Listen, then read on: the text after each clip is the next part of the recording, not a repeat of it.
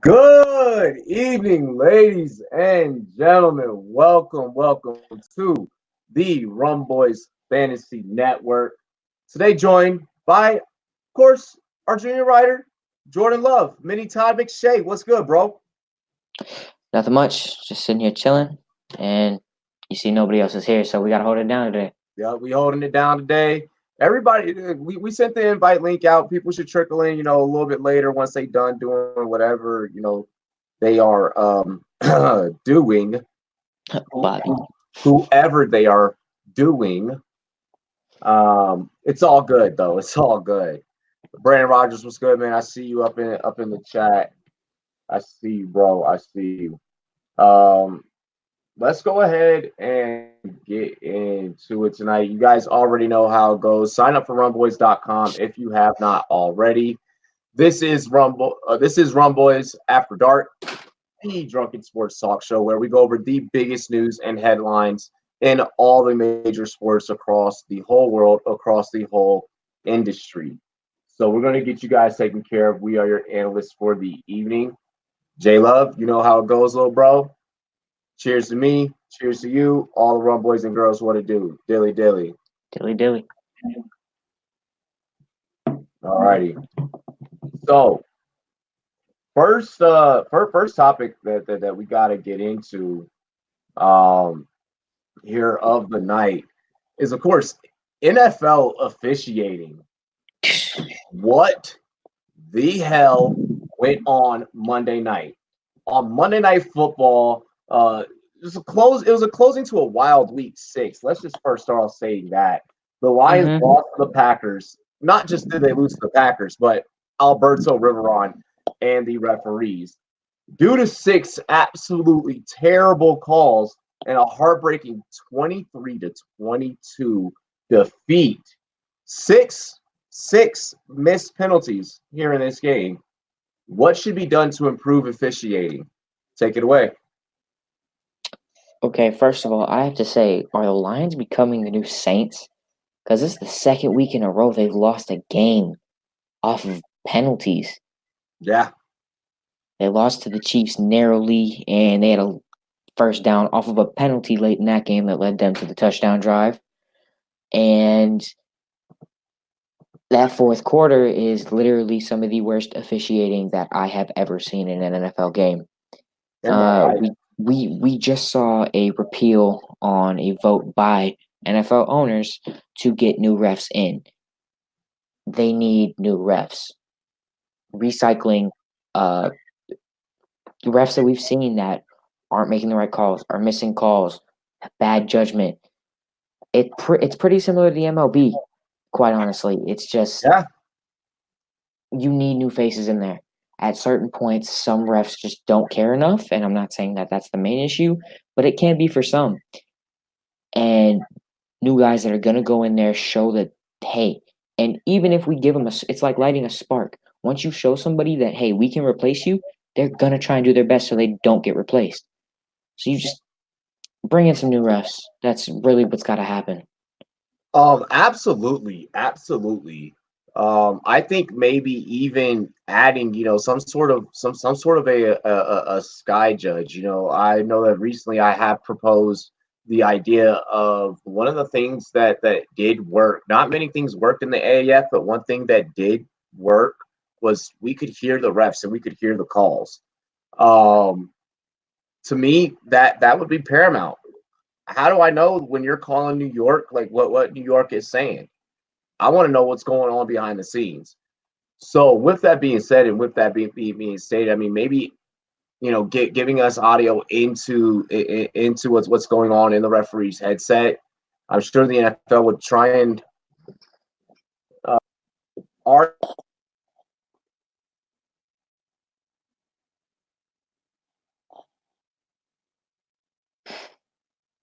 Okay, so for everybody that is in here right now, Robbie's computer has overheated and crashed. It happened when Raj was on here, and it happened while we were getting set up, and that's why we were just a little bit late.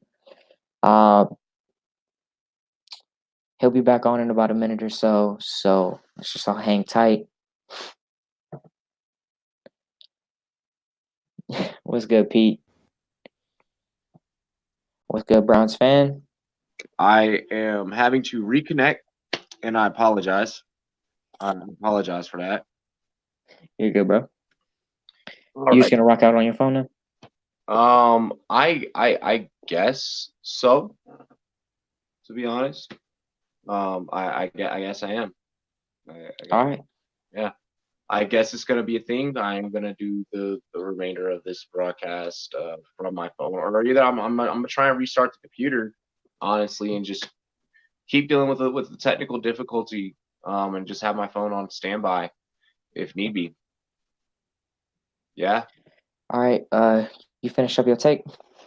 Where did you last hear? Like, what was the last thing you don't remember? You were mid-state. You were mid-sentence. One of the things that I proposed. I apologize for this, ladies and gentlemen. I do apologize. One of the things that I propose, and I am a high proponent of, is that the NFL look into giving us audio relay for the refs. I want to know what's happening in the ref's headset, in the ear. I'm sorry. Pereira break it down the justification of what the refs are doing, and even if he is saying that they are wrong, then no, that's not doing it for me. That's not good enough for me.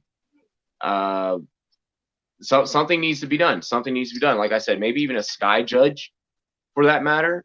Maybe that could be beneficial. Yeah. I don't know. Definitely.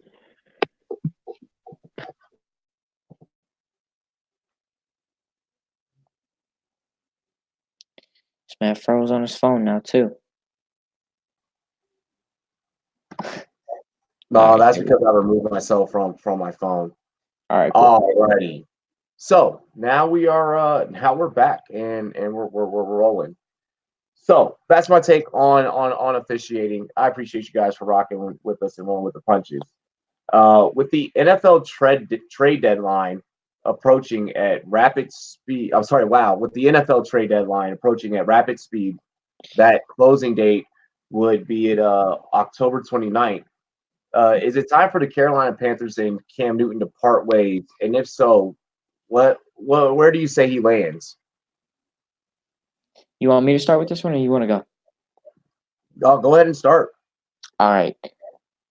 For anybody that's been on here the past few weeks, you know what I am. I'm a Cam Newton hater. I don't see anybody trading for Cam Newton. I can't. The way he puts his whole body into his shoulder, the way he can't stay healthy, it's a massive contract, 2-year cap hit over the next few years. It's too risky to give up any type of value. And even if it is a late round, sixth round pick, 5th round pick, it's not worth it. Honestly, the Panthers are going to have to hold on to Cam Newton until he's done with this season and then cut ties with him due to some form of cap hit and take in more than likely a 3rd round compensatory pick. That's what they're going to have to take. I don't see anybody making a move for him. Okay. So you see absolutely positively nobody making a move for Cam Newton. For Cam Newton, no. I could see maybe the Bears, and that's only if they think that Mitchell Trubisky is going nowhere. Absolutely nowhere. And even then, with Trubisky's cap hit in comparison to Cam Newton's, and even I'd take a 7th round pick over Cam Newton. Okay. I can't do it. So I was on the phone with our boy Bobby earlier. Okay. I was on the line with Bobby, and while he was driving up to his girls, where he is at now, which is why, of course, he is late, as always, to Rumboyz After Dark. But anyways, was on the line with Bobby, and I had stated with him, Cam is a good enough value to where maybe you could go ahead and get a 4th round pick, a 3rd round pick, and be a player, and maybe you can get a player out of it. Depends on where you send him. The spots where I think that he lands, in all honesty, I think Denver could be a spot because, well, LA loves sacrificing quarterbacks as if they were sacrificial. There's one issue with that. Drew Lock's coming off of IR next week. Yes, this is true, and word is that he could be stepping into the starting role if Black continues at the rate that he is. I don't see them making a move before they even play Drew Lock. That's my issue with that. It depends. LA's a big problem. A big problem. They're in here in Denver. Which we'll talk about a little bit more later on in the show. I feel like Cam Newton could land there, though. Cam Newton could land in Chicago, because Trubisky's not getting the job done.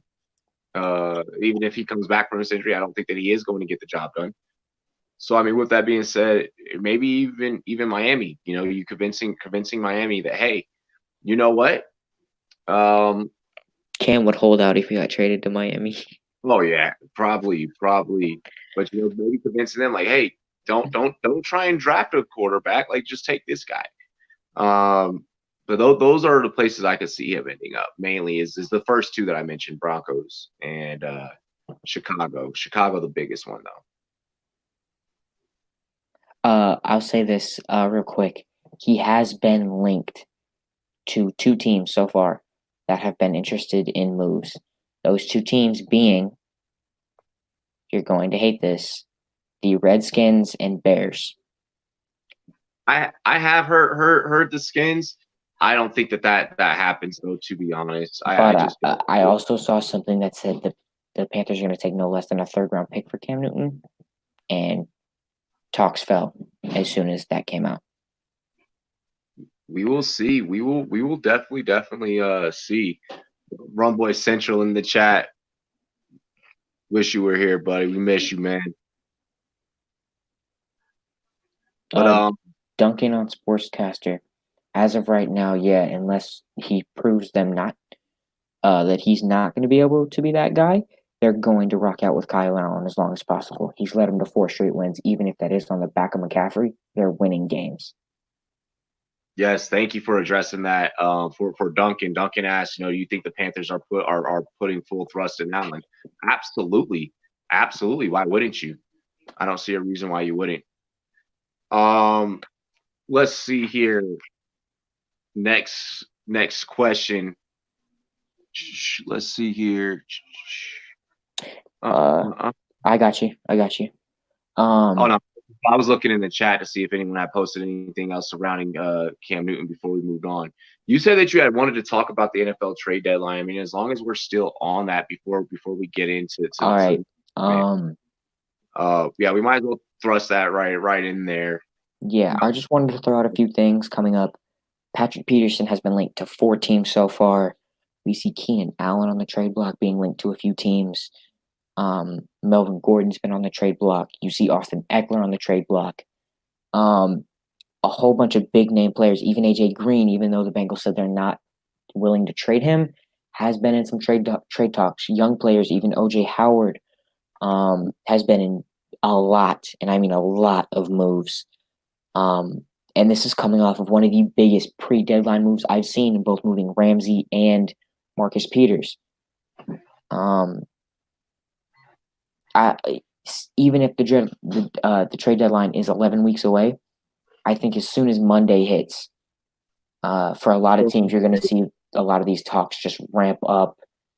And don't be surprised if you see Patrick Peterson get moved, because I am a Cardinals fan. I've seen some in-depth talks going in with the Jaguars. And I'm talking about I love Patrick Peterson. I have an autographed poster of him on my wall. One of my favorite players of all time. And I'm saying this in full confidence. Do not be surprised if he is moved even before Sunday's game.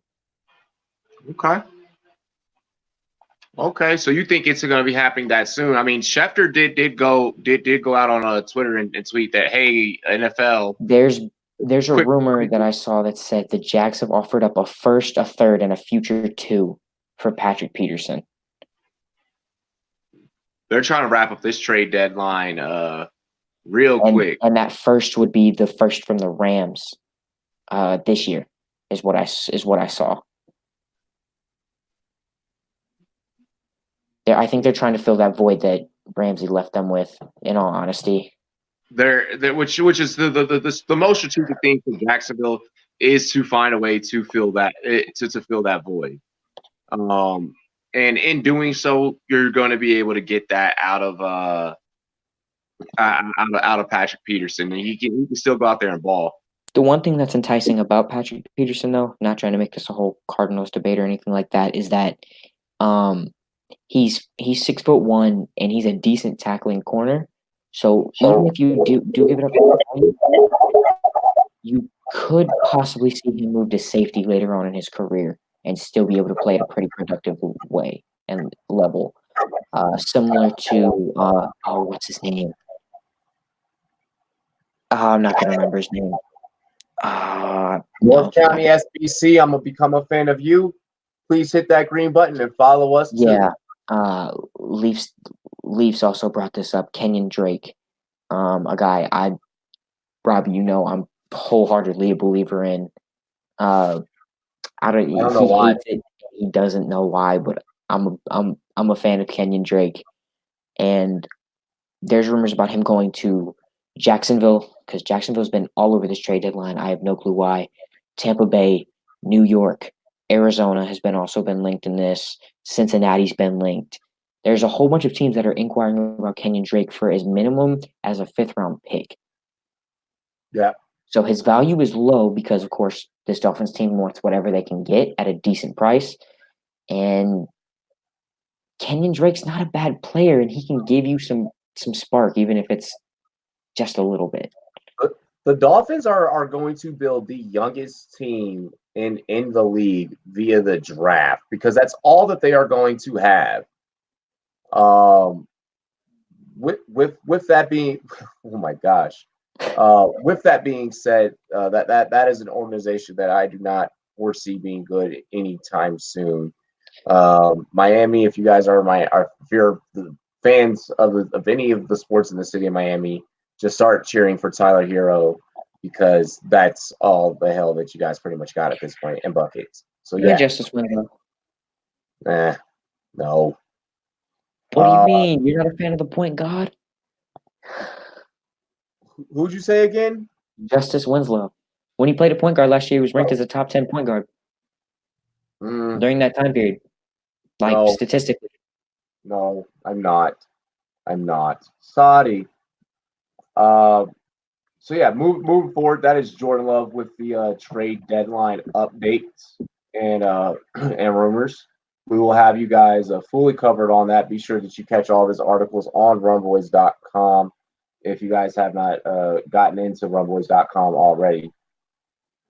So, sticking with the NFL, as of about 2 weeks ago, we all witnessed, and I had a pretty big damn fit. It was bad. We we all got to bear witness to the firing of Jay Gruden, which I did predict was going to happen during week 5. Even more reason for you guys to all tune in and continue watching the show. With that being said, though, who is the next coach on the hot seat, and the reason why? You can go ahead and start this one off. I've started the other two. Awesome. I gotta first go with I gotta go with Dan Quinn. I gotta go Dan Quinn. He hasn't coached his way out of a brown paper bag, even if it was wet.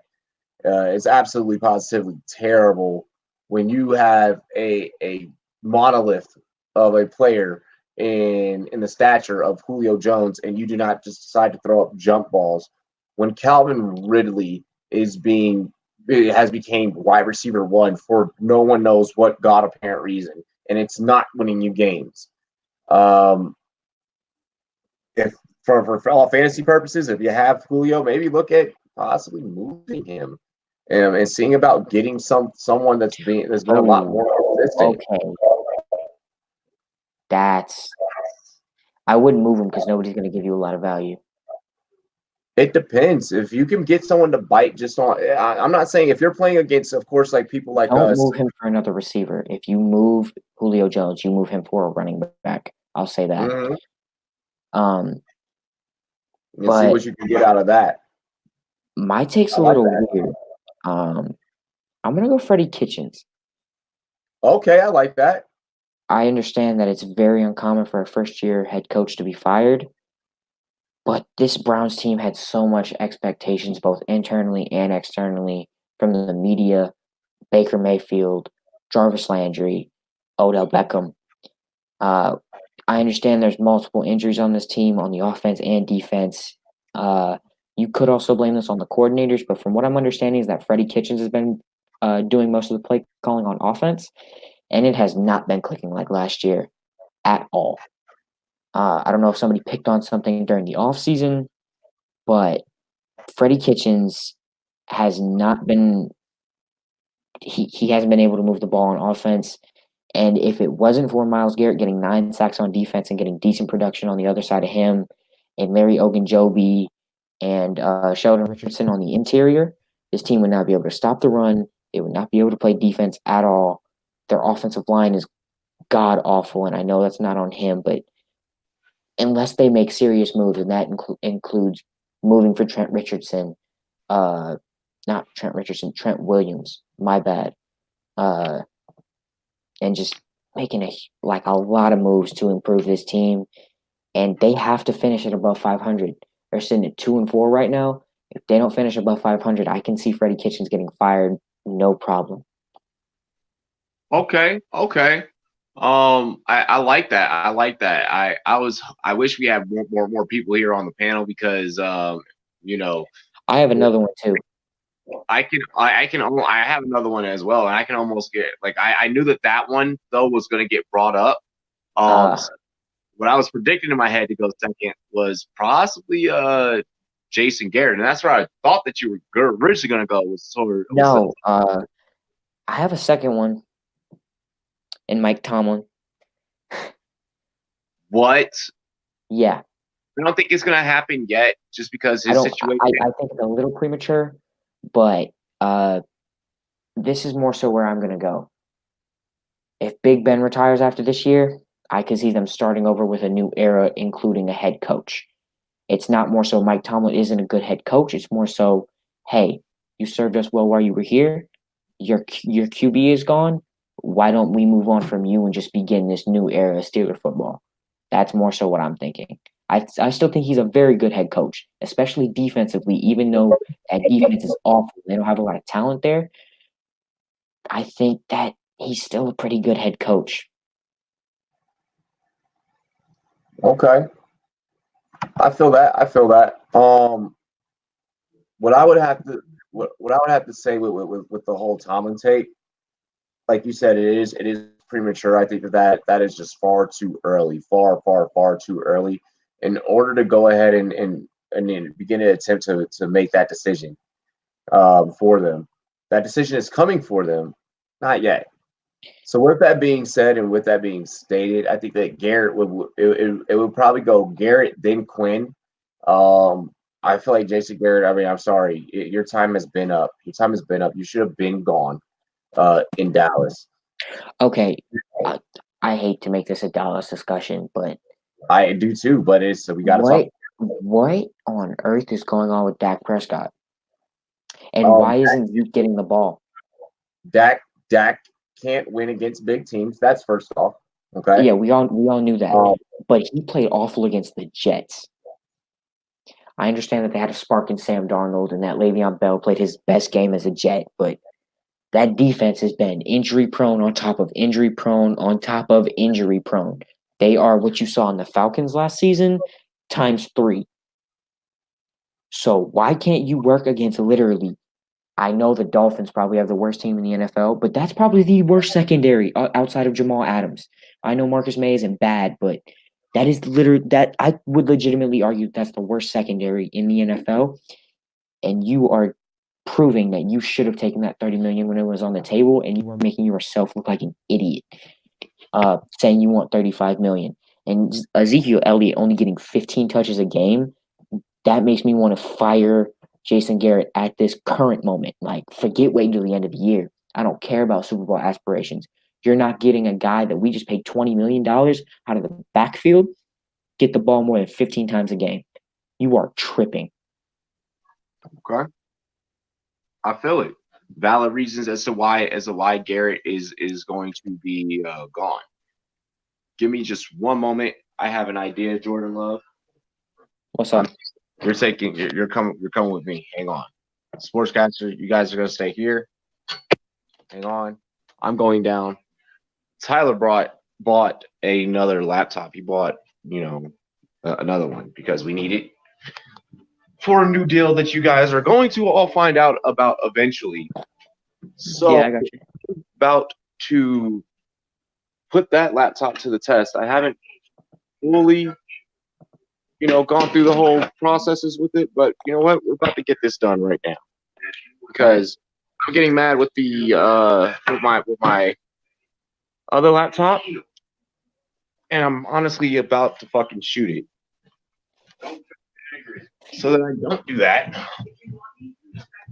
like I am definitely taking that one up to the top of the mountain, and I'm gonna have.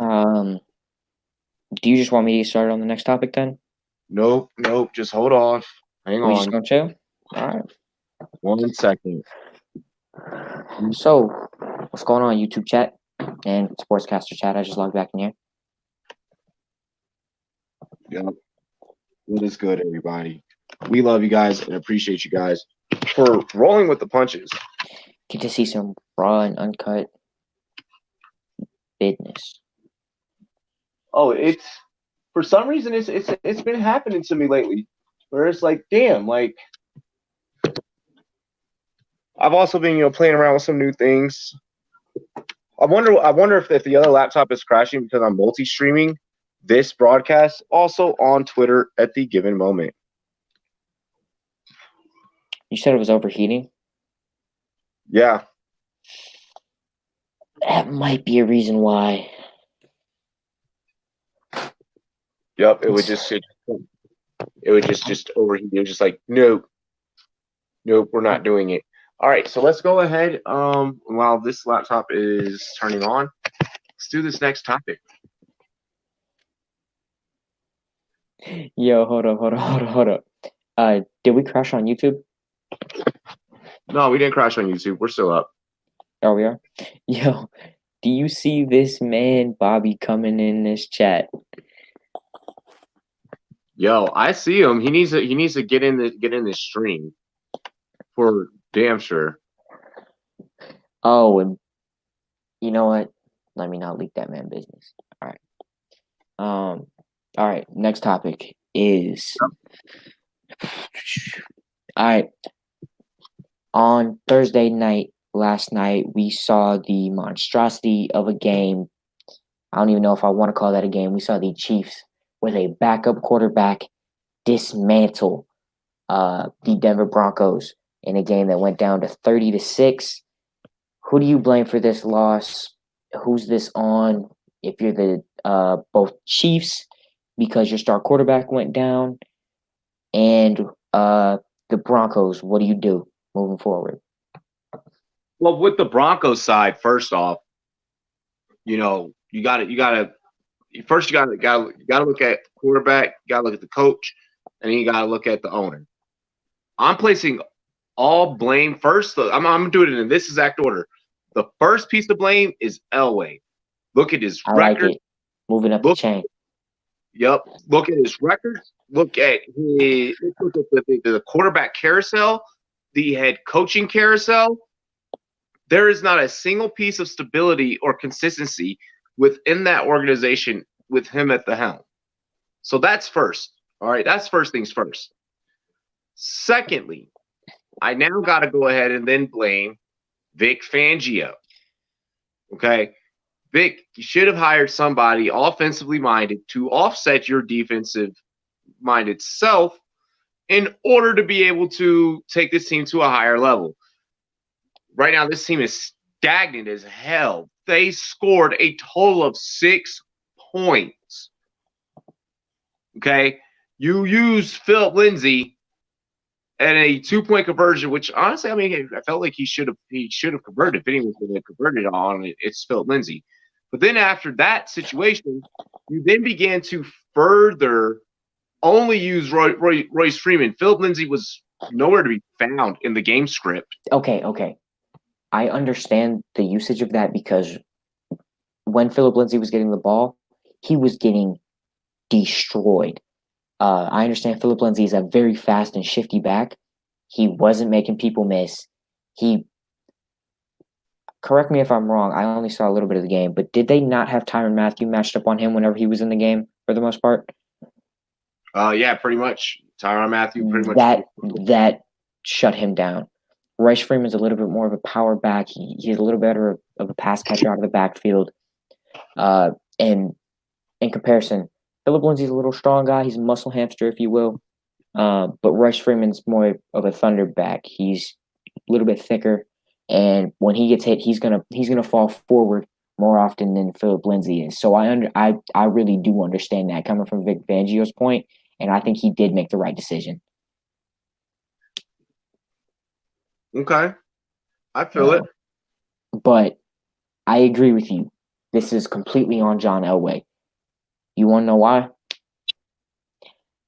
Multiple times in that game, Denver made great plays. And I'm not saying they did it all game. I'm just saying multiple times. They had big plays over and over and over. And you know who's consistently getting called on for some penalties? Garrett Bowles. Okay. That is a guy that is an offensive tackle they spent a first-round pick on in 2017. He was the 20th overall pick that apparently, according to John Elway, was a must-have. You know who is the 32nd overall pick who went 12 picks later in that draft? Ryan Ramczyk, the Pro Bowl, All-Pro tackle that these Saints have right now. Over and over. This is making me laugh, but over and over, a GM, I don't even want to call him a GM, a former quarterback has made abysmal decisions in the front office, whether it's bad contracts for Bradley Roby, who's hurt, whether it's even boneheaded mistakes he's missed on several quarterbacks and ruined their careers. I don't understand how you drafted 4 quarterbacks in the first round and your best pick was a 7th-round draft pick that nobody knew about in Trevor Siemian. That is your most successful quarterback, and you have spent 3 first-round picks on quarterbacks in consecutive years. That is absolutely positively a shame that they would even have to be able to go out there and state the fact that is even possible that Trevor Siemian and the words best quarterback could be utilized in a sentence and formulated into a sentence is absolutely astonishing and mind-blowing and mind-boggling. Like I said, it's 100% on Elway, then it's Fangio, then it's Flacco. Flip Flacco and Fangio. I think Vic Fangio has done a great job with what he has on this defense. Other than Von Miller, that defense is not getting to the quarterback. And Von Miller's been struggling this year because, sorry to say it, Von Miller's 31. He's regressing. He's past his prime. The I hate to be like that. Von Miller's an exceptional talent. He's one of the best defensive players in my lifetime that I've seen watching. But he's past his prime. You can't lean on one guy. They got him a partner in Bradley Chubb. Sadly, he wasn't producing, but then all of a sudden, that ACL snapped. He's done. And that's why you need depth. And again, this comes back to John Elway. Why did you let Shane Ray walk when he could provide you depth at a position of need, knowing you were thin? Yeah. I'm going to say this. Vic Fangio is probably the best thing going for this Denver team outside of Drew Lock coming back this week. And Really? let me see who the Broncos are playing this week real quick in week 8. Broncos schedule. Sorry, I should have looked this up earlier. You are absolutely positively fine. Okay, that's amazing. They are playing an awful Colts defense outside of Darius Leonard, who's been riddled by some head injuries. If Joe Flacco doesn't play good this week, like this upcoming week on Sunday, after a whole week of rest, I'm playing the rookie. And like, I don't understand how Joe Flacco has been a very, very above average quarterback his whole career. What? He's been more than a game manager his whole career. I'm not saying he's been amazing, but he's been he's nothing more than a game manager. No. And sometimes he can barely fucking manage the game. No. He's been able to make plays downfield. He's been able to make audibles at the line. He's been able to check blitzes. He's led teams to a Super Bowl. Even if they have been led by a defense, he's made plays. He's a little bit more than a game manager. I'm not saying he's been an exceptional quarterback. I'm saying he's more than a game manager. Okay? This is coming. Did you not just say Jacoby Brissett a few weeks ago was more than a game manager? You said this a couple weeks ago, if I'm not mistaken. Brissett can go out there and he can do the damn thing. He can sling the ball. In my opinion, Brissett and Joe Flacco are kind of in the same mold. They're kind of a similar player, in all honesty, other than Joe Flacco not knowing how to slide to save his life. But and even what who said that? Yeah, Connor Burke. His offensive line's been awful, and he has had a decent season statistically. But as soon as you give him that eye test, and I'm a big proponent in this because I do pride myself on my ability to scout a little bit. That eye test is huge when it comes to football, more even so than other sports. And Joe Flacco this year has looked awful. He's not looked comfortable. He's been skittish. Even if there's not pressure there, he's been pressured so much that he thinks there is, and he's gotten some panic in his feet. And that's just led to countless missed balls. He overthrew Royce Freeman on a flat yesterday that he had 20 yards of space in front of him. All because he thought there was an edge rusher right behind him, and there wasn't. So I think it's time to move on from Joe Flacco for them. I mean, I feel it is time for them to move on past Joe Flacco. But I'm not putting as much of the blame on it as you, but I'm also not as high on Flacco as you are. Would you like to take to the chat and let's get some of these reactions? I see CA Sports is in here. Connor Burke and him were having a nice back and forth, it looked like. Let's see. CA Sports says Flacco sucks. Let's see here. He says as well. Connor, are you asking that as a question? The top 3 running backs in college? Are you asking that like currently right now? Because easy, I have the 3. And I don't think it's a question for the top 3. I don't even think you can. No, yeah, there's no debate for the top 3. That is definitely a you question. Go for that one. Top 3 running backs in college football. Oh, the top 3 running backs? Easy. Number 1 is Jonathan Taylor. Number 2 is DeAndre Swift. And number 3 is Travis Etienne, without a single doubt. That is easy. All 3 of those guys have potential to go in the first round. I would say, as weird as this is, going back to we're seeing more running backs get used and being pass catchers out of the backfield. I would completely say this right now without injury, of course. Dear God, I hope this doesn't happen. Jonathan Taylor is a lock for the first round.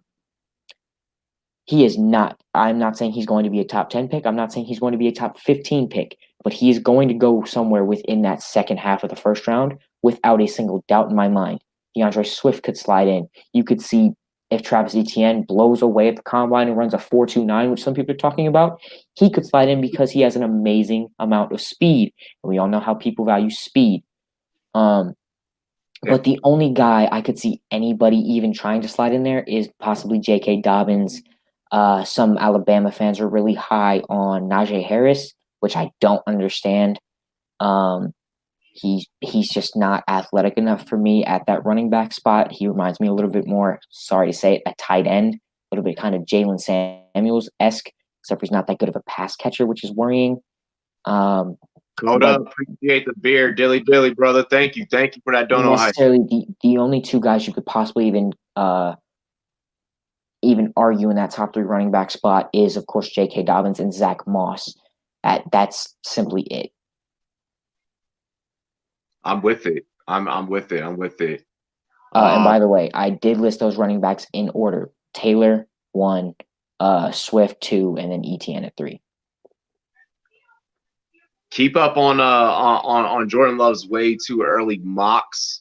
He drops those on Rumboyz.com. When it comes to college football, he's the man. He's the man to talk to. He's the man to talk to. That's why we have him here. That's why we have him on the staff.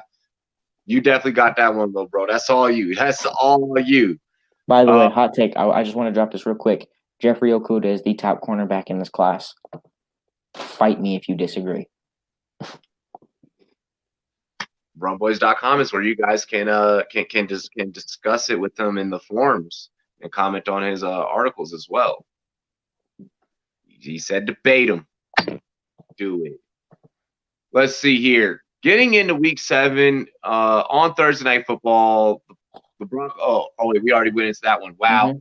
The Rams topic. Yep, exactly. The Rams now have no first-round picks for pretty much the next 5 years. You got that messed up. Yeah, they're up Shit's Creek without a paddle. No, they haven't had a first-round pick for the past 3 years and the next 2 years. So it's 5 years consecutive, but it's not the next 5. Oh my gosh, it's still bad. It's still bad. Yeah, it's still bad, but the one bright spot is that they have built this team without first-round picks. So.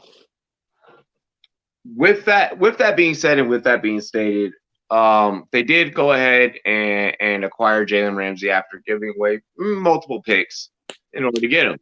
How much better do you think that this makes the Rams? Go ahead. You go first. I got to send a text to Ty. Okay, for anybody that didn't see my article on Rumboyz.com about this, I think this vastly improves the Rams, even though they did give up a lot of value for Jalen Ramsey. This team has proven, hey, we pride ourselves in our ability to scout. We think we have good management. And they built this team without a majority of their first-round picks in the past few years. Can they continue to do that? I don't know. Because here's the thing. If you sign Ramsey to the extension that he wants, which is around, from what I'm hearing, $23 million a season, 4 players, including Gurley, Goff, Cooks, and now Ramsey. Oh, yeah, and then you add in Aaron Donald. Guess what? That's going to be 75% of your cap space for 5 players. Yeah. Which means, hey, you need 49 or 48 other people on that team to make some tough shake for you. It's looking rough for them. I think it does. It is a rough position for them, and it does put them in a very tough spot, especially moving forward in the future. Yes, you have a great talent. One that many people would argue could be the second coming of primetime Deion Sanders. With that being said and with that being stated, was that? It's Patrick Peterson. I don't care. Jalen Ramsey doesn't return punts. He's not that electric. I think that this is not going to be the first time that we see Jalen Ramsey kind of move around. Hot take. Oh. I'm just being completely straight up. So wait. Let me get this right. You don't think the Rams are going to give him an extension? I mean, if he's really trying to follow, if he's really trying to follow in the footsteps of Prime Time, which it seems like that's his biggest mentor at the given time and the given moment, then yes, I think that he's going to be a multiple team type of player.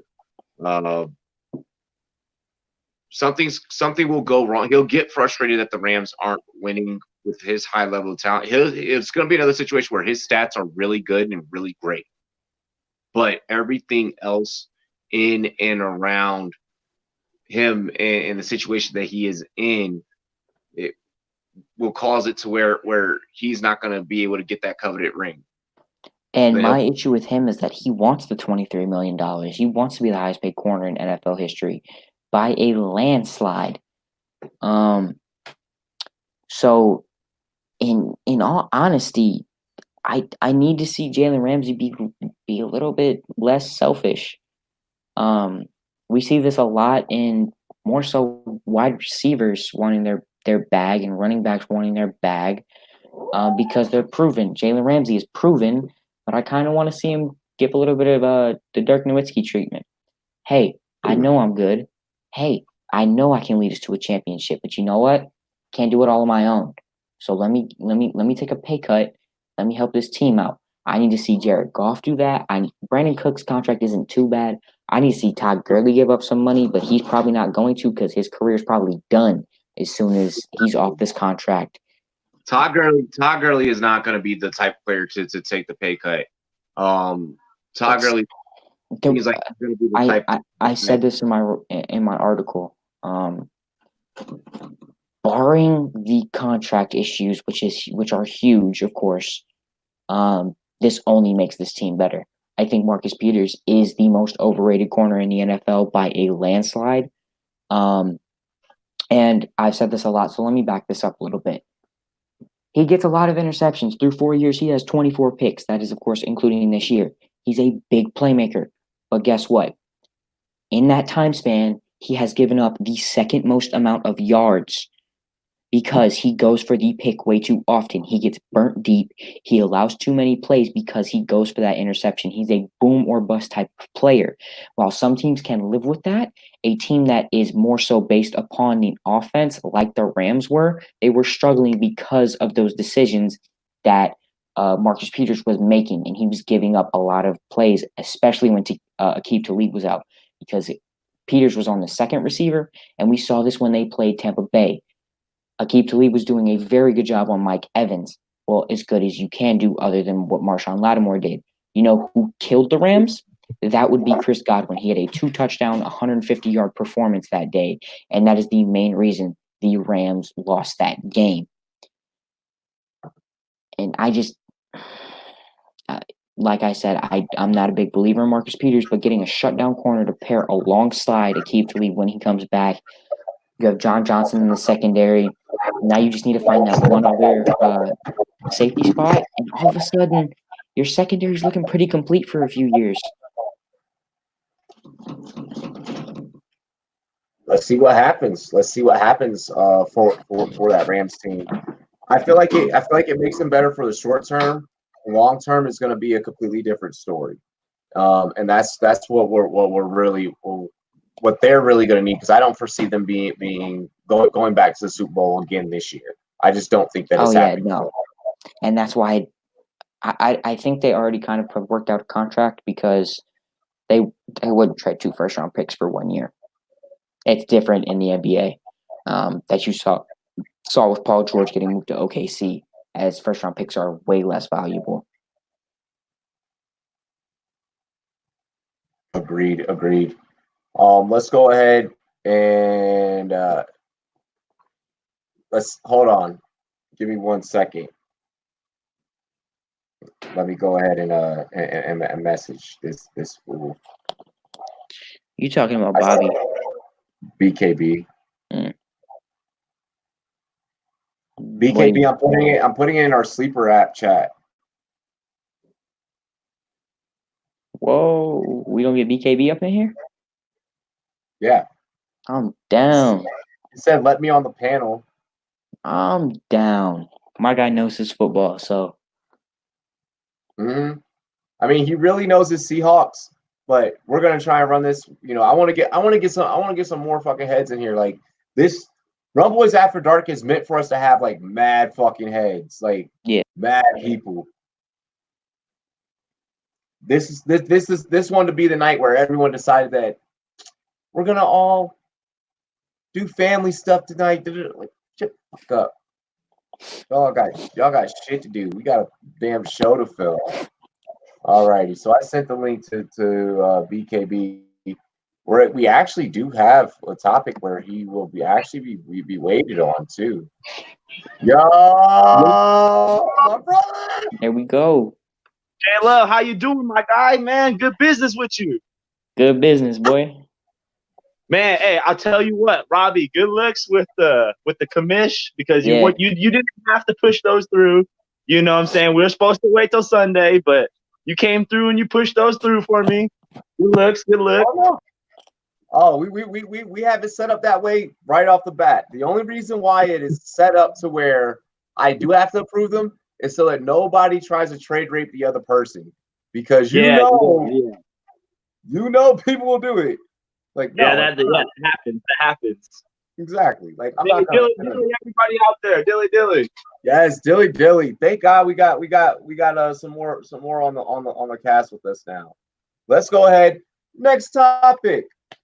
Alrighty. So, after Patrick Mahomes went down with the dislocated patella, oh my God, which is super unfortunate. We never, ever want to see injury happen as football fans, but we are heavily aware that it takes place.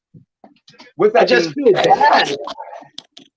Believe me, I do too. It's a freak accident, and if he would have got hurt on the ankle, then we can be angry at the coach. But since it was the knee, who can we be mad at? We can't be mad at anybody. Oh, we on the Mahomes topic. We can't be mad at anyone. I saw it as it happened, and I saw them when they popped it back in. I was like, "Yep, that's dislocated." Oh, I had literally just 2 weeks dislocated somebody's shoulder on the football field, and we had to pop it back in. Like, damn, it happens. But with that being said, although he is injured, does this with the injury included? Does this leave the AFC wide the hell open? Man, I don't know. Discounting the Patriots. Before we get so deep into this, you play the Patriots. I gotta know. Am I gonna smoke the high LLC? Am I gonna smoke the Dutch Haze? Or am I gonna smoke, what's this one called? The Pineapple Punch. I want to say high LLC, but the pineapple sounds very special. Man, the pineapples crumble too. Can you see that? Woo! I'll get on. All right, let's talk some football. What's good? All right. Well, like you were saying, J-Love, is the AFC wide open or not? BKB will let you go first. Yeah, you got it. Yeah. Yes, it is definitely wide open. The person who's really, really threatening Tom Brady is Lamar Jackson. Oh, and that's no joke. Because, hey, I'll tell you what right now, and this is a quick Seahawks take. If Lamar Jackson comes to Seattle and just destroys us, destroys us by like 2 touchdowns. If he does something amazing with his hands and his feet, Tom Brady better watch out. Tom Brady better watch out, because as much as everyone loves his defense, Pete Carroll is the coach. So if Lamar Jackson can take on Pete Carroll's team, then he can definitely take on a Bill Belichick team. And that's my quick take on that. Because the AFC is more open to Lamar Jackson seizing this trophy than him giving it up right now with that injury freak accident that just happened. And I really hope that Patrick Mahomes comes back quicker rather than later. 3 weeks. But 3 weeks. That's always going to be out. That's minimum, though. Who knows if that's real? No. He had an MRI. That's what's expected.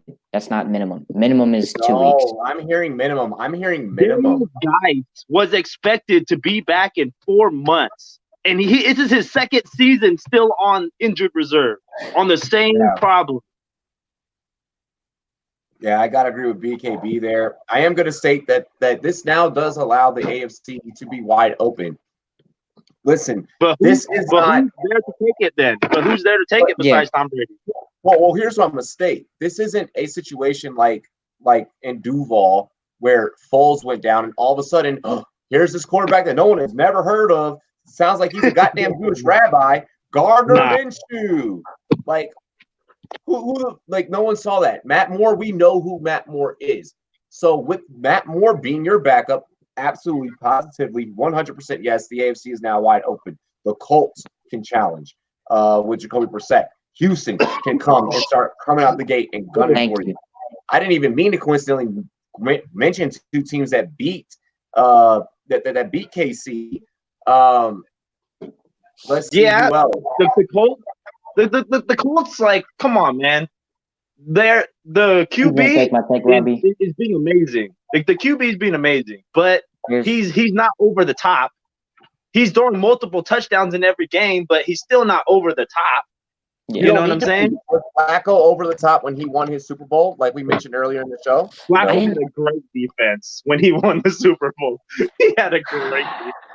It wasn't even questioned who carried that team. It was the defense. I didn't say he carried the team. I said he was a little bit better than a game manager. Oh my God. Dude, Flacco.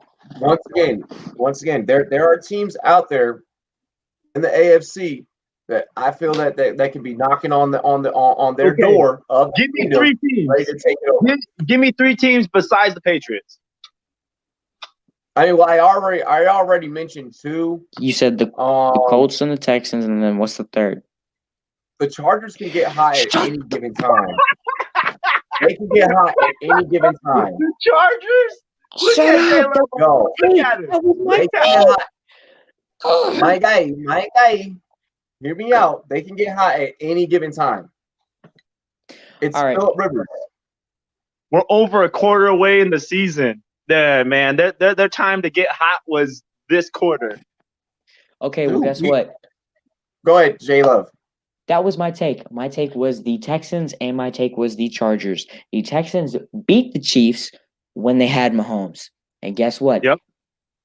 If I'm not mistaken, they're playing the Patriots in 2 weeks in Foxborough. Oh, shit. So that's a game to watch. And I've said it for a few weeks that the Texans are the biggest issue when it comes to the Patriots. And I do think that's true. And I'm saying the Chargers for this reason. It's interdivision. The Chargers, everybody, I think, thought was going to be a decent to above average team. And what was the Chargers' schedule last year at this time? I mean, what was their record at week 7 last year? 4-2. I think they had an early bye week, if I'm not mistaken. And what are they right now? They are 2-5. Oh man! Like I said, their time to get hot was at the beginning. Okay, this is the one thing they have going for them. You know who's starting to get back into shape? Hunter Henry, Melvin Gordon. That offensive line starting to look like more than random guys off the street. Their defense is finally starting to get together because Joey Bosa is finally starting to show up. Melvin Ingram is showing up. They're getting Derwin James is coming back next week, and I said that as soon as he got hurt, that hurts them tremendously. Derwin James is an X factor. And they lost their superstar center, man. I'm telling you, that sucks. They did lose their center. And that sucks because him and Rivers were like spending the whole offseason together. Like they were kicking it. They had his little quick heart countdown. Rivers had the finger wiggle. Yeah, it's over now. But I've been with the Chargers this whole year, and I'm going to stand by it. I do think that the Chargers can end up being an above 500 team, and again, you guys are saying that you guys saw something about Mahomes being out a minimum of 3 weeks. The Ravens, minimum. Let's not forget. Let's just say that there's a chance that the Chargers go on a little streak and they start getting hot, and Mike Williams starts to show up. The next Eckler and Gordon. The next 3, 4, 5 weeks. What if they just go on a huge win streak and all of a sudden they're sitting at 7-5 on top of that division because the Chiefs went on a skid because Matt Moore's their quarterback? My mouth. If they go on a hot streak of 5 wins, then I look stupid. But the facts remain the same that Phillip Rivers have not looked good. All right, like awful, dude. You were just trying to unload him on me yesterday. You were like, I need to unload this guy. Hey, it's because I got a different move in the works and it's bye-week issues, okay? It's not because I don't trust in Phillip Rivers. I think out of everybody in the Rumboyz family, J-Love is the shark, guys. He's the shark. He's young. He's vicious. I promise you. This guy is a negotiator. And it hurt my head so many times denying his trades. Denying his trades was the hardest ones, man. Because he sent you stuff that made you be like, oh yeah, actually, that's a good trade. I'm gonna be honest. If my team was different, it was a great trade. What do we have? 4 denies before we finally got one. We got more than that. We got 10. Yeah, but I mean, just yesterday, man, it was tough, man. It was tough. Oh my gosh, all y'all shit. I deny all y'all's trades. Okay, yeah, here's why. Because he just called me a shark. You know what you are? You're a whale. You want to take everything that everybody has and take it in. Okay? I tried to get this man Jarvis Landry from him. You know what he wanted? He wanted Chris Godwin for Jarvis Landry. No! No. You think I'm going to send you the number 1 wide receiver for a number 2 on his team? I'm telling you. Everything I've ever sent Robbie, I've never even got a counter. It's always just been denied. Don't hey, you open with Aaron Jones? Give me Chris Godwin and Kerryon Johnson. Boy, you tripping? Hey, you're a whale, Robbie. You're a whale. Bro, I'm just a guy picking up scraps, man. I'm just trying to get something. Bro, I know, but I gotta be vicious about mine. I gotta be about mine. Man, yeah, hey, I was trying to get Alvin from you a couple weeks ago, and you wanted the moon and the stars. And if I didn't give you the moon and the stars, it was a deny. Okay. I like to try and make sure that I 100% win trades. I don't like skating by the skin of my teeth. Yeah. No, everything comes with risk. Makes sense. You're sitting at 3-3 for a reason. Yeah, Robbie's good, man. He's gonna kick my ass today. Or on Sunday. You had 2 players play on Thursday? Ooh. Hey, stop hating on me, man. I had a kicker who did amazing.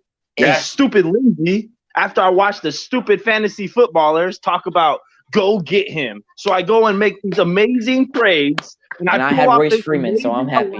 Thing, and I end up with Phillip Lindsay. And I'm over here. I'm pounding my chest. And then what does he give me?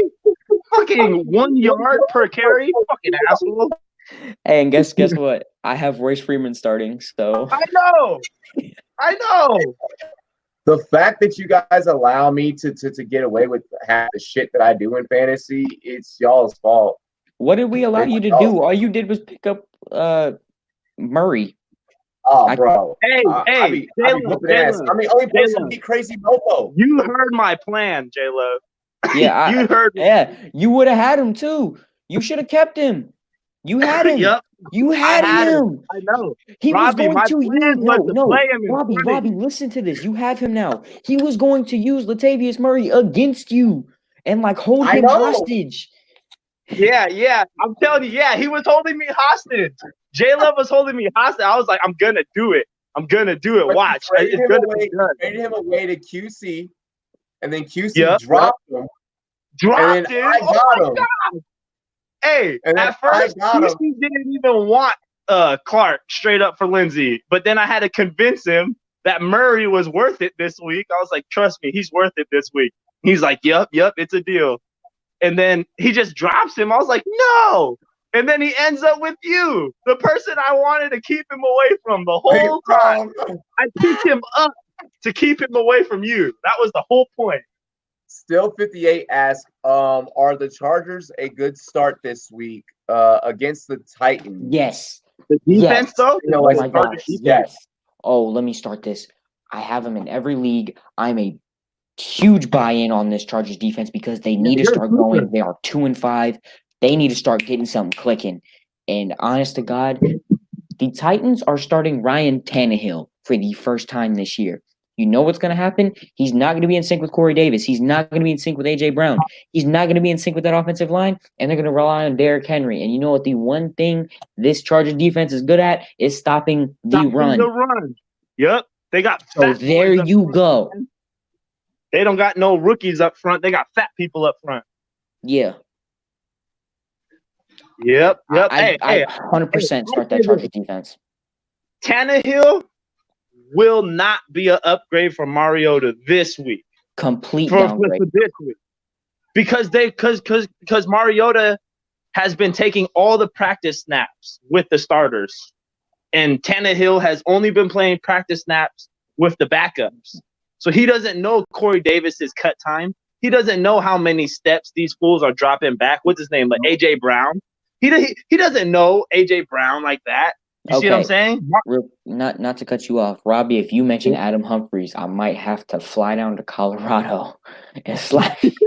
You ain't gonna do shit. First of all, Adam Humphries. I am not They're gonna paying this man a lot of money though. They're paying him money. Yeah, they are. But I will say Adam Humphries train. Y'all ready to talk to the Seahawks? Yeah. Oh. I'll let y'all go first. No, you're the Seahawks fan. You should hit it up. I tell you what. Will Lamar Jackson be able to match Danger Russ on Sunday? Match him? Magna. Fuck no. Get more rush yards? Yeah. We'll get more rush yards. But match Russell Wilson? QBR? Or match his passer rating? No. Sorry. Russell Wilson just throws dimes. Compared to Lamar Jackson, I think he has 4 interceptions this year. Is it 4? Yeah. See? Yeah, Russell and how much Wilson does my none. QB have? None. He's the only QB not to throw a pick. My QB is on the best start of his career. All the games he's number 1 in his career. And it's looking like he's doing it.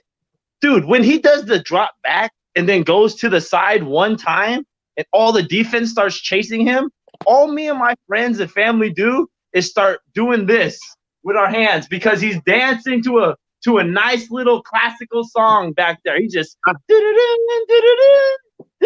then he lets it go. And every time it's in the air, I'm confident because the way he releases the ball, it's so confident. You just with it. Okay. But I don't want to get too hyped, act like it's a guarantee, okay? Because even though I'm a Seahawks fan like that, I'm not the one to say we're going to win every game. We're going 16-0. I'm not stupid.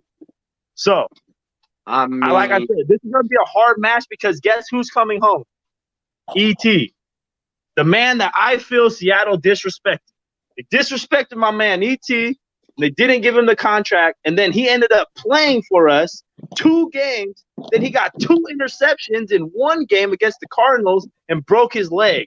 And then they didn't give him the contract that day. That's why he flicked them all off, was like, fuck you, I'm done with y'all. And then we ended up letting him go, that's just disrespectful, man. Seattle was known for the Legion of Boom. And this man, I watched the Baltimore Ravens press conference about him. He was real focused, you know what I'm saying, on the questions. He wanted to make sure he wasn't going to look like an asshole when they kept talking about him coming to Seattle. He was like, oh, yeah, I'm just going to take it as it comes. If someone wants to talk to me, I'll talk to them. But I know what that means to somebody who's hurting inside that their hometown turned on them, you know what I'm saying? And that means, oh, yeah, I'm going to show them what they missed out on. I'm going to show them what they left on the table. Earl Thomas is coming for vengeance, so that defense is going to be led by a vet. Man. That's the scariest part because Russell Wilson throws the ball. I'll say this. Hell no, Lamar Jackson ain't matching Danger Russ on Sunday. It's no not. hot Listen, you guys should all check out should all check out Russell Wilson's podcast if you guys haven't. It's on his personal Dangerous. Yeah. Check it out. Check out so that definitely check out Danger Talk with Russell Wilson. Looking at actually linking up here soon with a couple of guys inside of his camp. So be on the lookout for that. Rumboyz. And go to Renton, bro. He's always in Renton and he always goes to LA, bro. So you know what I'm saying? You're gonna have to find him in those two places, but you can catch him in Renton all the time, bro. We're working on something. I'm not gonna say too much, but don't tell me a lot of Seahawks talk. Look out for a collaboration. Look out for a collaboration with the homie. It's gonna be dope.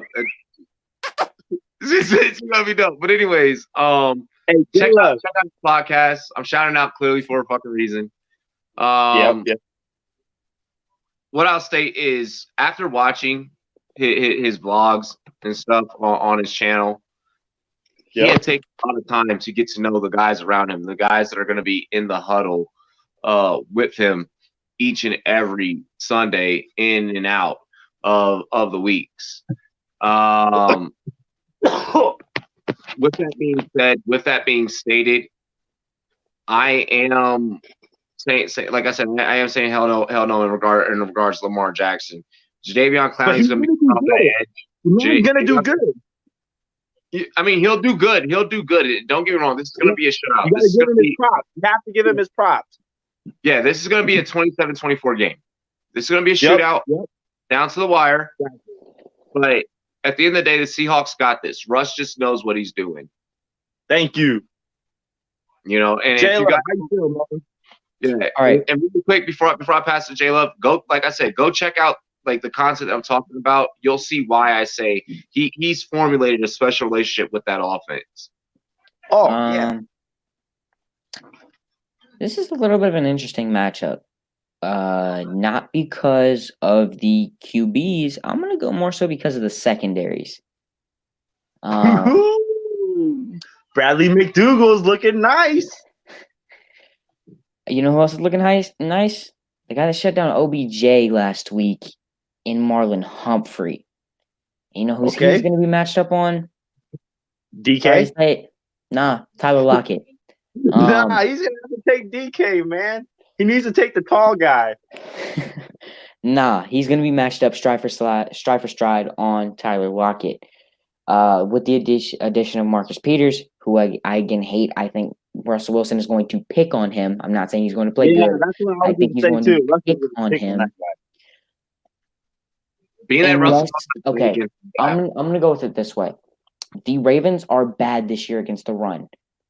You need to make sure Chris Carson does not have his fumbling issues.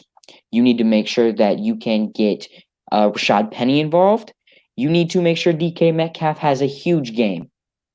Because Will Dissly is also out. I would also say that's a great way to attack the Ravens. But your tight end. Hey, I'll tell you what. Hey, Will Dissly's gone. We hurt that. Seattle hurts for that. But when we got Luke Wilson back, hey, we in Seattle love Luke Wilson. We love that man. Yeah. Hey, when he catches the ball at home, on Sunday, listen to the crowd when Luke Wilson catches the ball. And listen to what happened. The whole crowd. We love him out here. We are so happy that the Raiders let him go. But still. Bro, listen, I'm telling you, fantasy Wilson. I'm going to go with Lamar Jackson outplays Russell Wilson.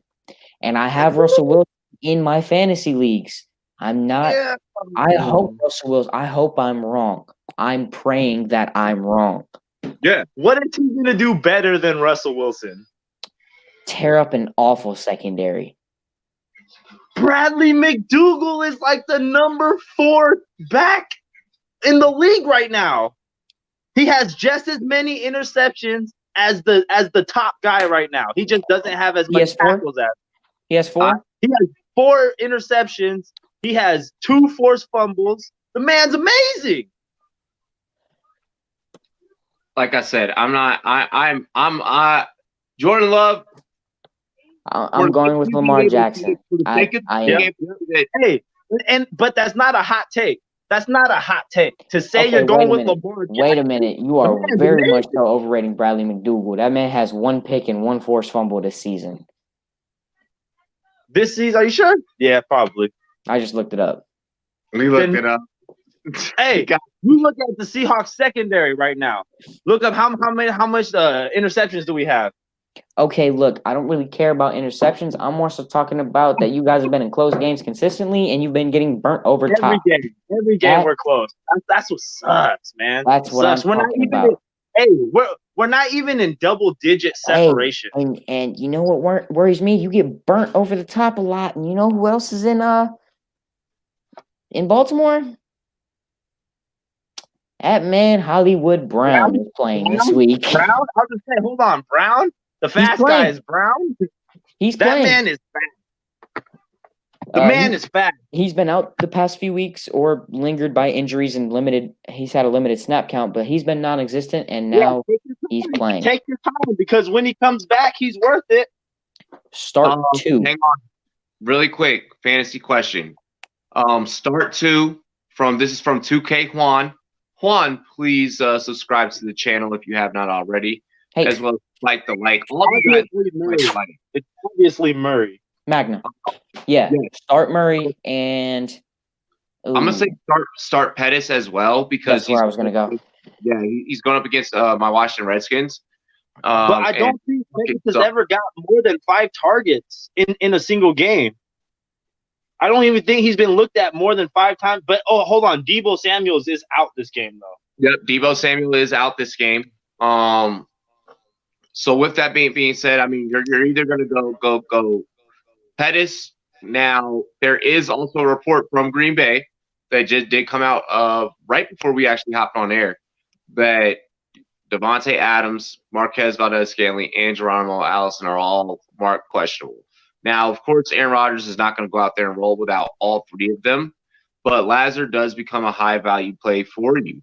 So you could also go ahead and fit him in, and that would not be a bad start for you. Pettis against Washington, you have to agree with what BKB has stated. He hasn't been looked at more than 5 times throughout the whole duration of one single game. Maybe you roll with the underdog and Lazard due to the fact that no one really has a whole lot of film on this kid, and he can go out there and be effective from that standpoint. Oftentimes when guys don't have film on them, they go out there and they can produce. What happened to BKB? He'll probably come right back. All right. Should come back. Oh, yeah, and I don't know what happened, but, yeah, Devontae Adams was ruled out. Devontae Adams was ruled out? Yeah, Devontae Adams is out this week.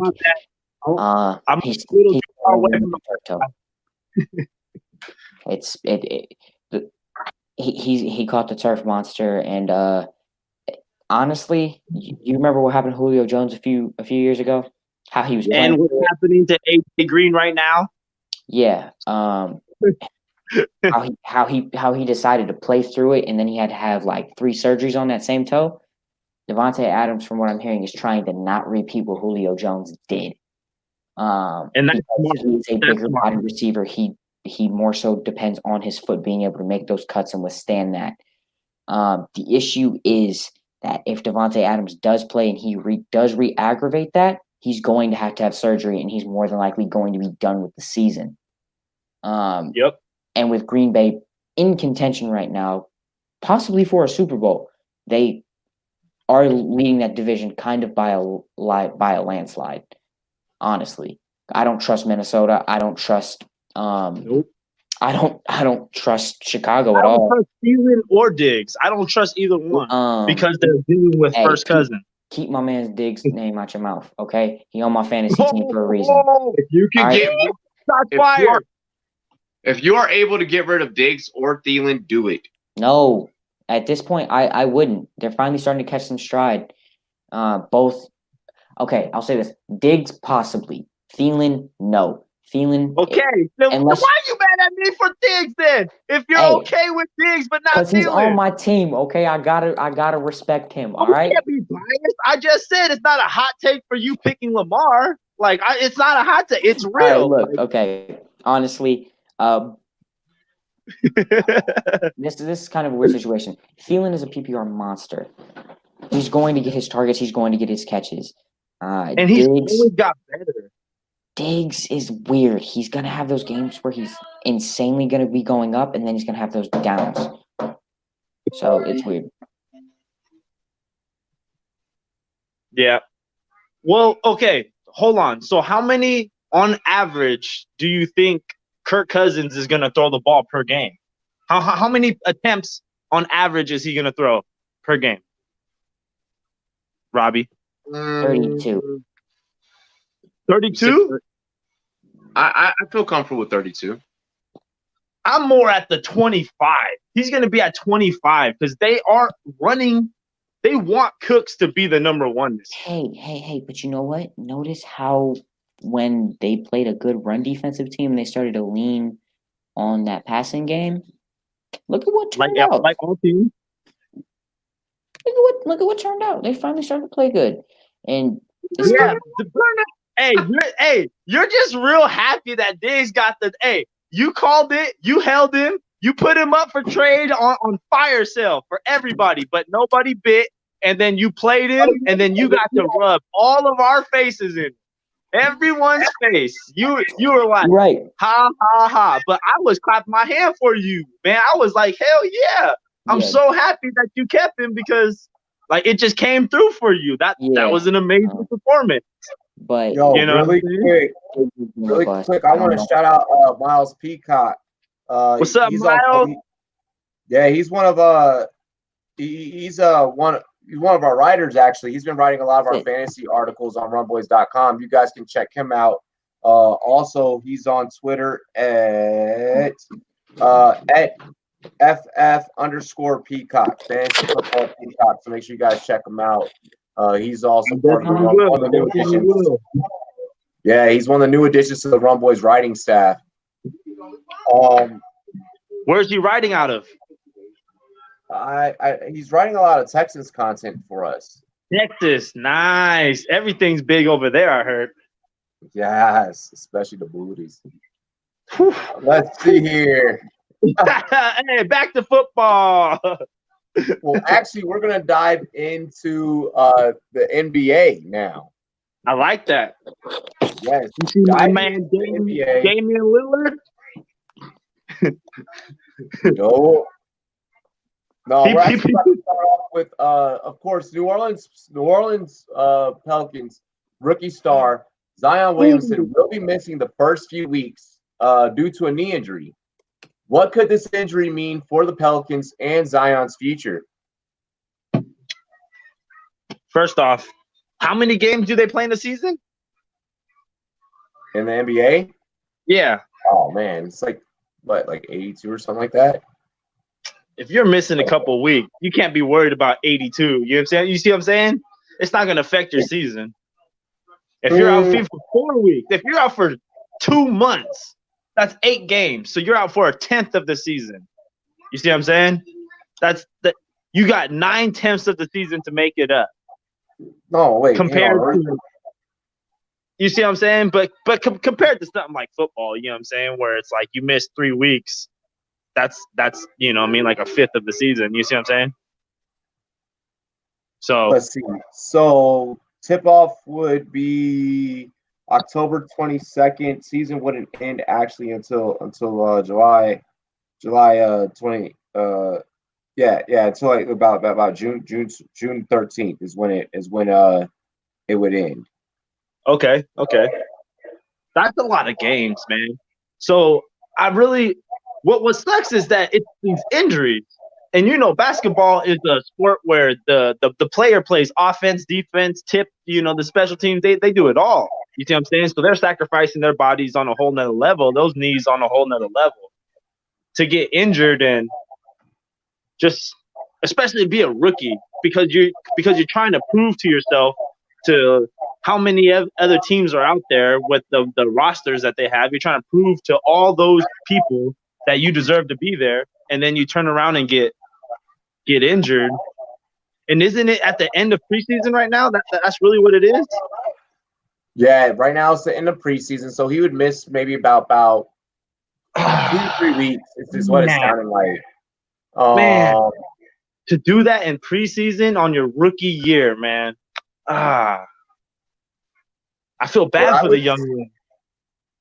What I would state for Zion is you need to cut weight, man. You need to bring the body down in size.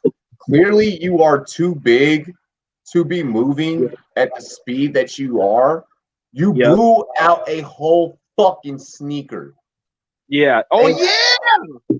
That was wild. I saw the picture. Like, oh, my God. Bro, oh, my God. We were streaming. Yeah, we were streaming the March Madness game. Like, we were streaming that game when it happened. And we were, like, me and Ty, we were both like, what the like that was our reaction was crazy, bro. Got us. Man, you guys were, yeah, you guys got live reactions at the time it happened. Yeah, bro. Like, oh my God, it was crazy. It was crazy. Like, you cannot be that big, moving that fast. If your whole career and if you plan for your career is to be like the next Barkley, to be just gamming on dudes for years and years and years for the next 15 years. If you plan to play a sport for the next 15 years, you have to plan those 15 years out. You can't just risk yourself every single down, you know what I'm saying? Or every single play. Man, you're right. He needs to cut weight. Yeah, get smaller, slim it up. And let's see what happens from there for Zion. The new Nike blowouts. I seen that. That's clowning. That's clowning. Like, I want to see Zion have the most fruitful career possible, and in order to do that, he's gonna have to. I'm sorry, he's gonna have to make some changes on his body so that he's not always getting injured. This now you want to see some limited edition Nikes I got? Yo, let's see. Rumboyz Kicks episode taking over. Look at those. Pure Seahawk color. Wood. Seahawk print. Seahawk tongue. Ooh. Oh, I got pair 997. Woo. You would. I only wear those ones, bruh. You better wear them to your next Seahawks game. Yeah, that's what I'm saying. I only wear them to the game. Hold up, we gotta wait on. Just because we talk about Nike shoes.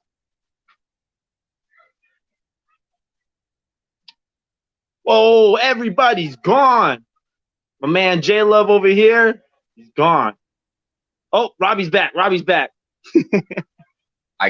I became really good at this since like this laptop keeps overheating and Ty won't message me the fucking pin for this other laptop that he bought, so I can't log into that one.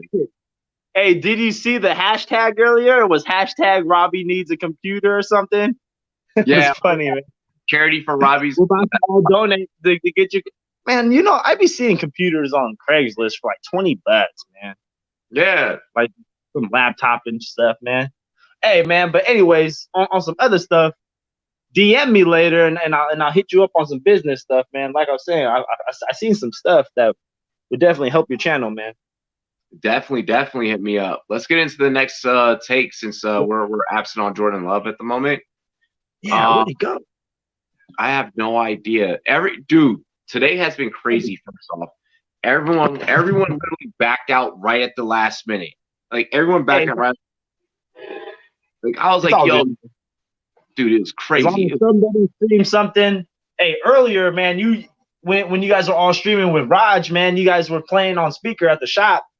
Everyone was talking. My homie Juan was like, turn that shit off, man. I'm tired of hearing these people just talk about nothing because they can care less. You know what I mean? They're not sports people.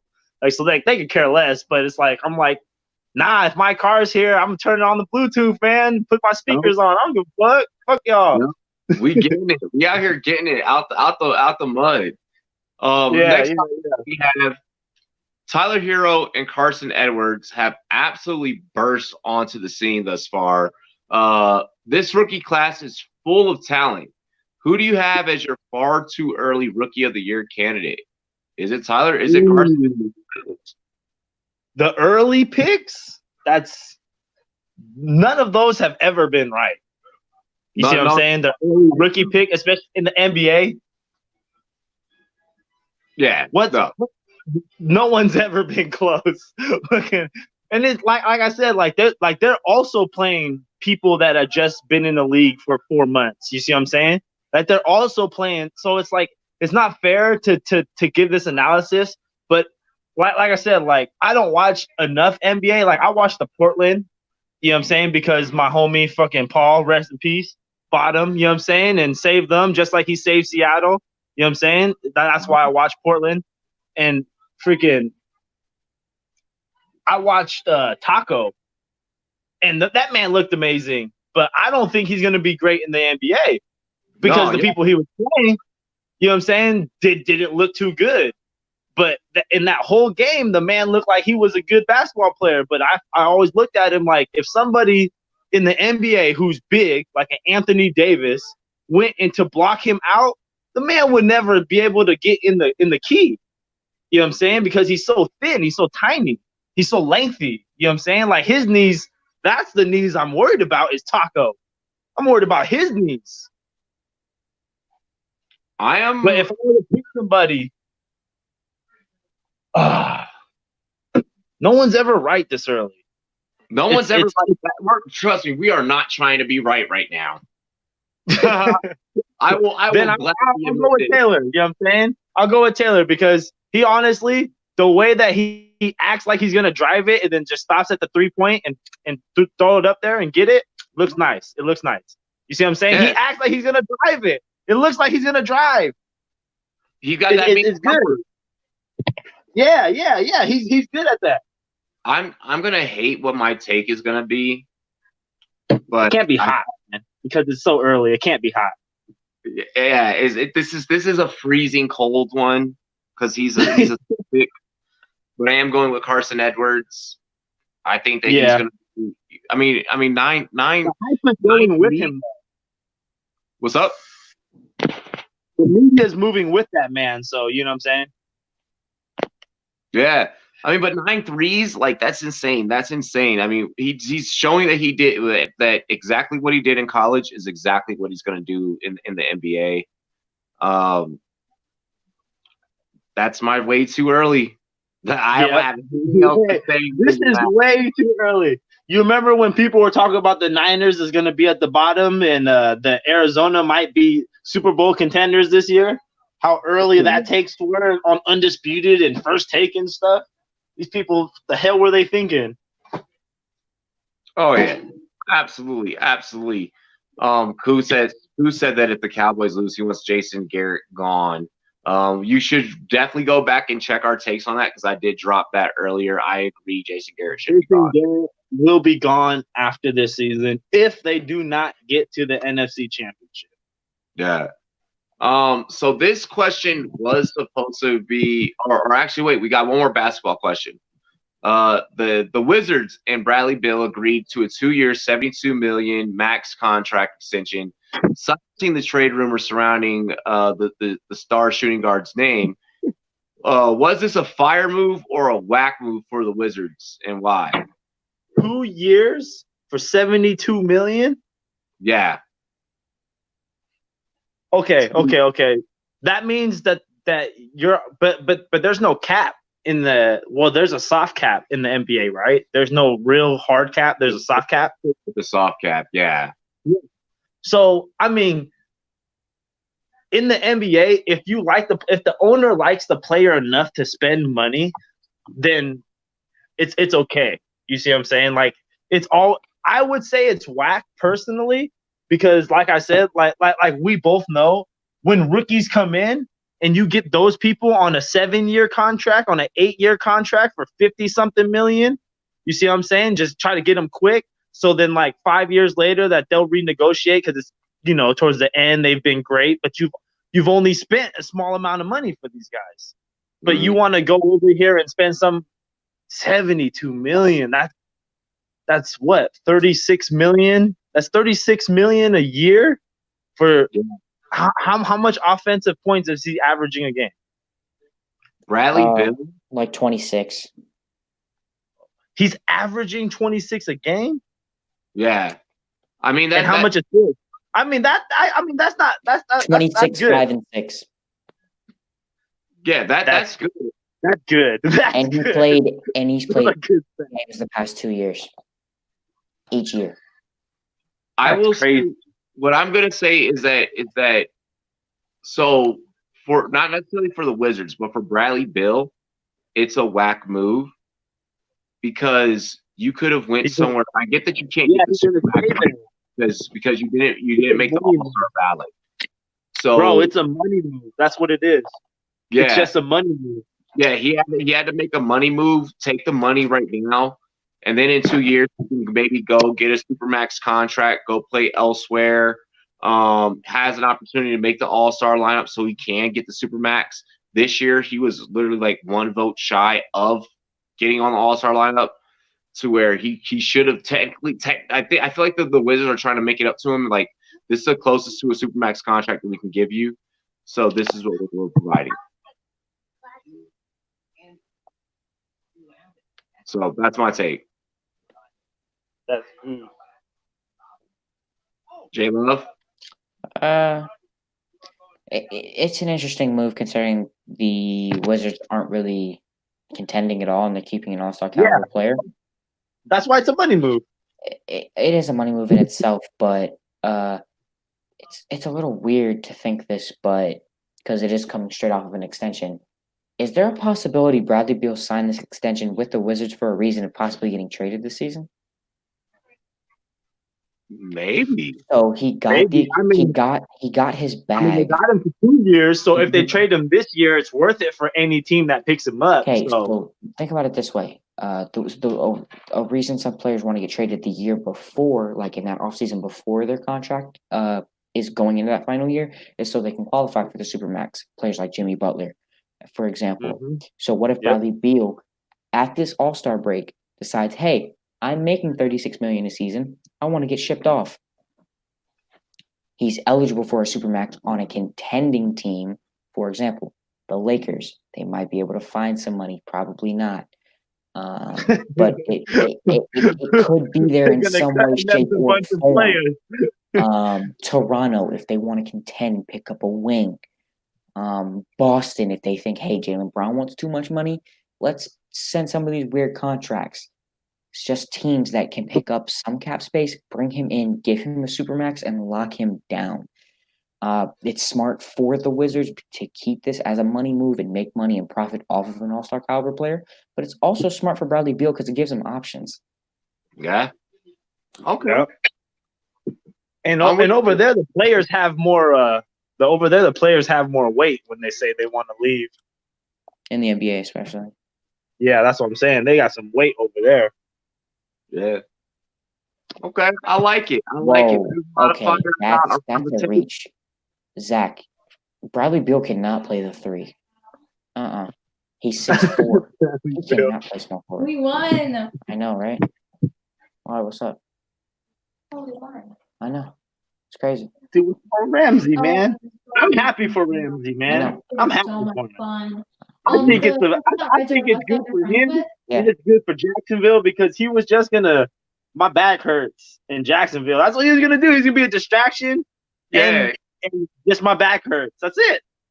They just collect the bag. No, I agree with that. They can't force him to play if his back hurts. Let's see here. So getting into the MLB. So this question was supposed to. I kind of have to rephrase this because it was hoping that the Astros would have won tonight. And who is my pick to advance in that series, by the way. They did not come through with the W. So assuming one of the two teams, whoever the hell wins the series there in the AL. Who do you want to see face the Nationals come October 22nd to keep Rumtober going, to close out Rumtober perfect? Who's going to win the Nationals, and why? And who do you have winning in the World Series? Whoever has to face the Nationals. Let's just put it that way. First off, I'm gonna start. We all know that I'm picking the Nationals. Okay. So I'm making Well, sure. let me go first because this is baseball we're talking about. Let me go first. Yeah, all right, check this. My team sucks. Okay, the Mariners suck, guys. I know, we all know, but Felix was amazing. Ichiro was cool. I had Griffey Sr. and Griffey Jr. Fuck off, guys. You guys didn't have them. And then, but for my city, I love the Rainiers, Tacoma Rainiers. Okay, then we may not be the big times that, like I said, the MLBs, but we're over here. We do it good over here in Tacoma all the time, man. Robbie, like I said, when you come out, I'm gonna take you to a baseball game. That's always where I go. The baseball stadium's right next to my house. It's literally right next to my house, and it's cheap, and it's just fun to go there, man. And the locals are real cool, man. We just all love to watch our team play baseball. But as far as who's gonna play the Nationals, the Jays, you know what I'm saying? Well, they're out of it. I mean, it's only the Astros and the Yankees now. When did the Jays lose last week? They've been gone. It's the World Series now. I don't watch enough, man. I don't watch enough. He's like, I don't watch enough. He's like, fuck that.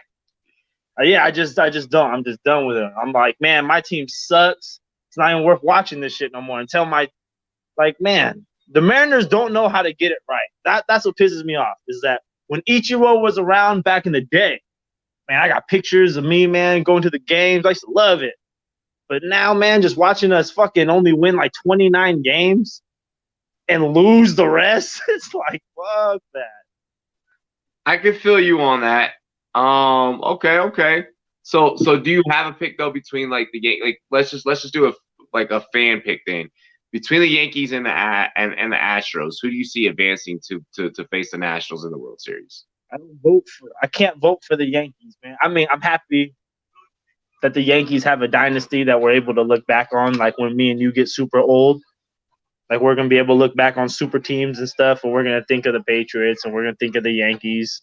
Like we're not gonna think of the Redskins and the Seahawks. You know what I mean? Like we're gonna think of the Patriots. We're gonna be like, man, they were a real dynasty. Fucking, and we're gonna think of the Yankees because they were a real fucking dynasty. You know what I mean? They have a real cult following. So, but I will vote for the Astros. I don't care too much about people that have a great dynasty like that.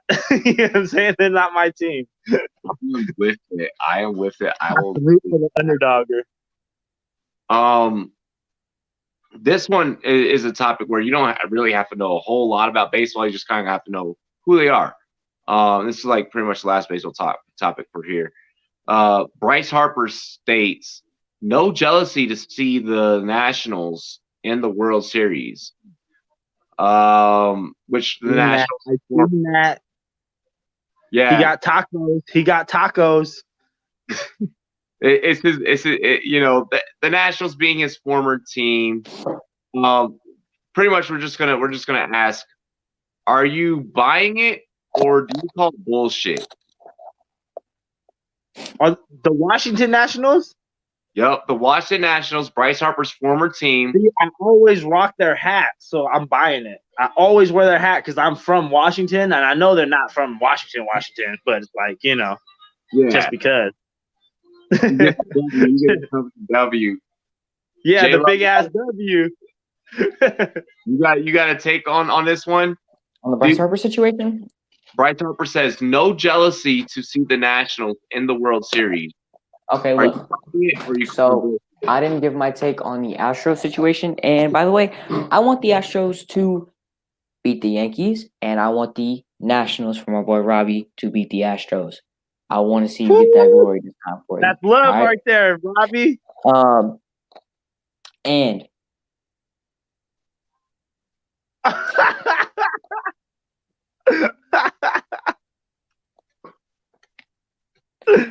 love it. 7. Hey, you know what's funny about that? It's almost older than my mom. Oh my God! Hey, you got style. You got style, man. That's all that is. You're vintage. Yeah. As for the Bryce Harper situation, everybody wants to win, so I'm calling some garbage on this. Like that's no way. You want to be on a team that wins every single year. Is there still hate? And it's your former team. I think for the most part, it's in love, saying, "Hey, good job, guys, you got there." But at the same time, I can tell he's salty because he left this team and now they're doing it without him. And I can hate there because, hey, I was their star player, and now they're winning without me. Is there a cap in baseball? No, there's no salary cap in baseball. It's more so an agreed upon terms of like, hey, let's not go over this because that's kind of, it's basically tending towards teams with bigger markets. For example, the Yankees can do whatever they want because they have a financial mogul as an owner, and they're going to have the big market. But that would be frowned upon, and very much so. People would start to like blackball the Yankees, basically not making trades with them, getting them stuck in bad contracts and stuff like that. So, calling as a Nationals fan, I am calling complete and total bullshit on this. Just as a man in general. Listen, you would never want to see your ex in a better fucking situation than when the hell she was with you. So why would you? Whoa, Robbie. Are you telling me that you get mad when you see your ex doing good? No, I'm not saying that. Like, oh man, bro! Like if my ex is doing something, I'm like, yeah, cool. Like I always break up with women out of love, man. Come on, man. You break up out of love. You can't break up out of hate. Realistically, you in the back of every man's mind, right? Oh man. You want to be that. You want to be that dude, like you know. When I was in high school, yes. When I was in high school, I would be salty if the girl ended up, you know what I'm saying, going to prom in a nice limo because I couldn't afford something like that. Hell no. Fuck that. After you have me, ain't nobody else better for the rest of your life. Robbie's a cuffer. You're either cuffed by me or I don't even know you. I'm a big general no matter what. Like, fuck that. Like, once I have you, I've always had you. It's done. Like, you could have somebody else even after me, but you still ain't shit. So what I'm saying here with the Bryce Harper situation, I'm utilizing this analogy for, is, bro, there ain't no way in hell that you let them motherfuckers make it to the World Series without you. Without him, yeah, without him. Ooh, hey, I hear you. You're not jealous, nah, bro. You are upset. You are pissed. You went to a team in the same division. You're supposed to be you, Manny Machado, Mike Trout, all these big names in baseball, those superstars in baseball. I know Mike Trout. I know that motherfucker. Who get all the money in the fucking world to play baseball. None of you guys were in the playoffs. None. No. You know, honestly, that's kind of how I feel about Dwight Howard going back to the Lakers. Yeah. I remember when Dwight Howard first went to the Lakers. When he first went there, everyone thought that I forgot who the rest of the team was, but there was a bunch of other players there. And it was supposed to be an all-star team. And they just sucked. They just sucked and sucked. I was like, it's Dwight Howard's fault. And then now that he's back there, I was like, oh, no. Here it goes. No. Don't do it again. It's going to happen. But I'll deal with that come October 22nd when the season starts. Yeah. Like I said, it's still preseason over there. Yeah, it's still preseason in the NBA. Moving on into the MMA boxing world. Okay. Actually, we're just covering MMA. Conor McGregor? Yes. Dana White says he will not make the Conor McGregor Frankie Edgar fight. Is McGregor seeking competition that he can just pretty much easily win against, or like to make an easy comeback for himself? Pretty much he's trying to make he won't lose. No, what it is, man, you look at it, man, that fight was been being talked about since 2018. It's been being talked about. You look it up on his tweets, on Frankie Edgar's tweets. You see what I'm saying? Like, they've been talking about it, bro. Like, they've been talking about fighting each other. But now it's time, you know what I'm saying? Because you want to know why he wants to do it? He wants to do it for the exposure because of, you know that there's still truthers of Frankie Edgar. People still like him. You see what I'm saying? His name was known, and now Conor McGregor's name is being forgotten in the MMA world. And he wants to act like he's still there because the last memory we got of him is what? What's the last memory we got of McGregor? Getting knocked the fuck out. Yup, he got choked out by Khabib, and then Khabib just called him a little bitch, and then jumped over the cage, and then jumped the rest of his homies in the corner.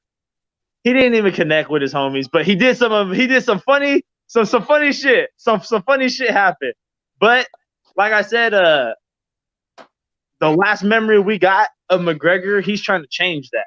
He doesn't want us to think that's the last memory. That's why even Nate Diaz is kind of trying to jump on it. You know, they're trying to do a Nate Diaz, Conor McGregor 3. Yeah. You see what I'm saying? It's because of the names. They're you know, Bellator has been stepping up their game with real competition, like with real competition, not these star people, not these. You know what I'm saying? They've been signing some real competition. Then in like Fight One and stuff like that over in Japan, they've been doing some real competition. So they're trying to keep fans over here and bring back the names.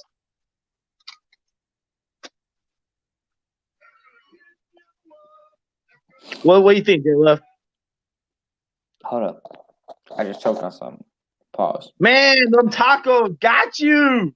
I got a pick. No. All right, but look, I'm not much of an MMA guy or much of a boxing fan, but I will say this. I think you are completely right about Conor McGregor's legacy and how it was tarnished by both Khabib and Floyd Mayweather as he stepped out of his zone in both the fights. And Conor McGregor is probably considered a legend because of what he did, and leaving the ring like that is going to leave a sour taste in most fans' mouths. Yep. And why wouldn't he fight lower competition? Exactly. But like I said, like this fight has been being talked about back and forth on social media for the past year, over a year. Like now it's only coming to fruition because like now they're screaming for it. Funny, eat these tacos. Hold up. I feel like go for that. Exactly. He almost just choked on those tacos. Taco Friday for Jordan Love. I'm gonna go ahead and for my take with this one, I'm saying that you seeking some easy competition. Like, first off, Frankie Edgar's 2 weight classes below you. But he wants him. Frankie wants him though. Frankie wants to take him. I mean, and I feel that. I mean, because he's the money fight. It's all for pay-per-view, bro. It's all to see who tunes in and what ticket sales. That's all what it's for. Exactly. You know what I'm saying? That's literally all they want. That's literally all they're doing. You know, but I will say that Conor, you're doing it to try and garner back fans. You've lost fans. You've lost viewership.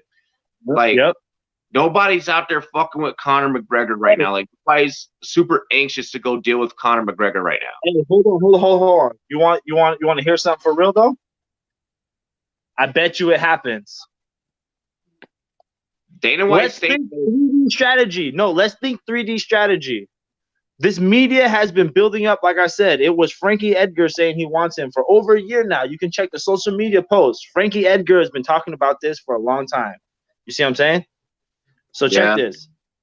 And now they're screaming back and forth that they want to fight each other now, right? And now Dana White says what? Oh, I'm not going to do it. And that makes people say what?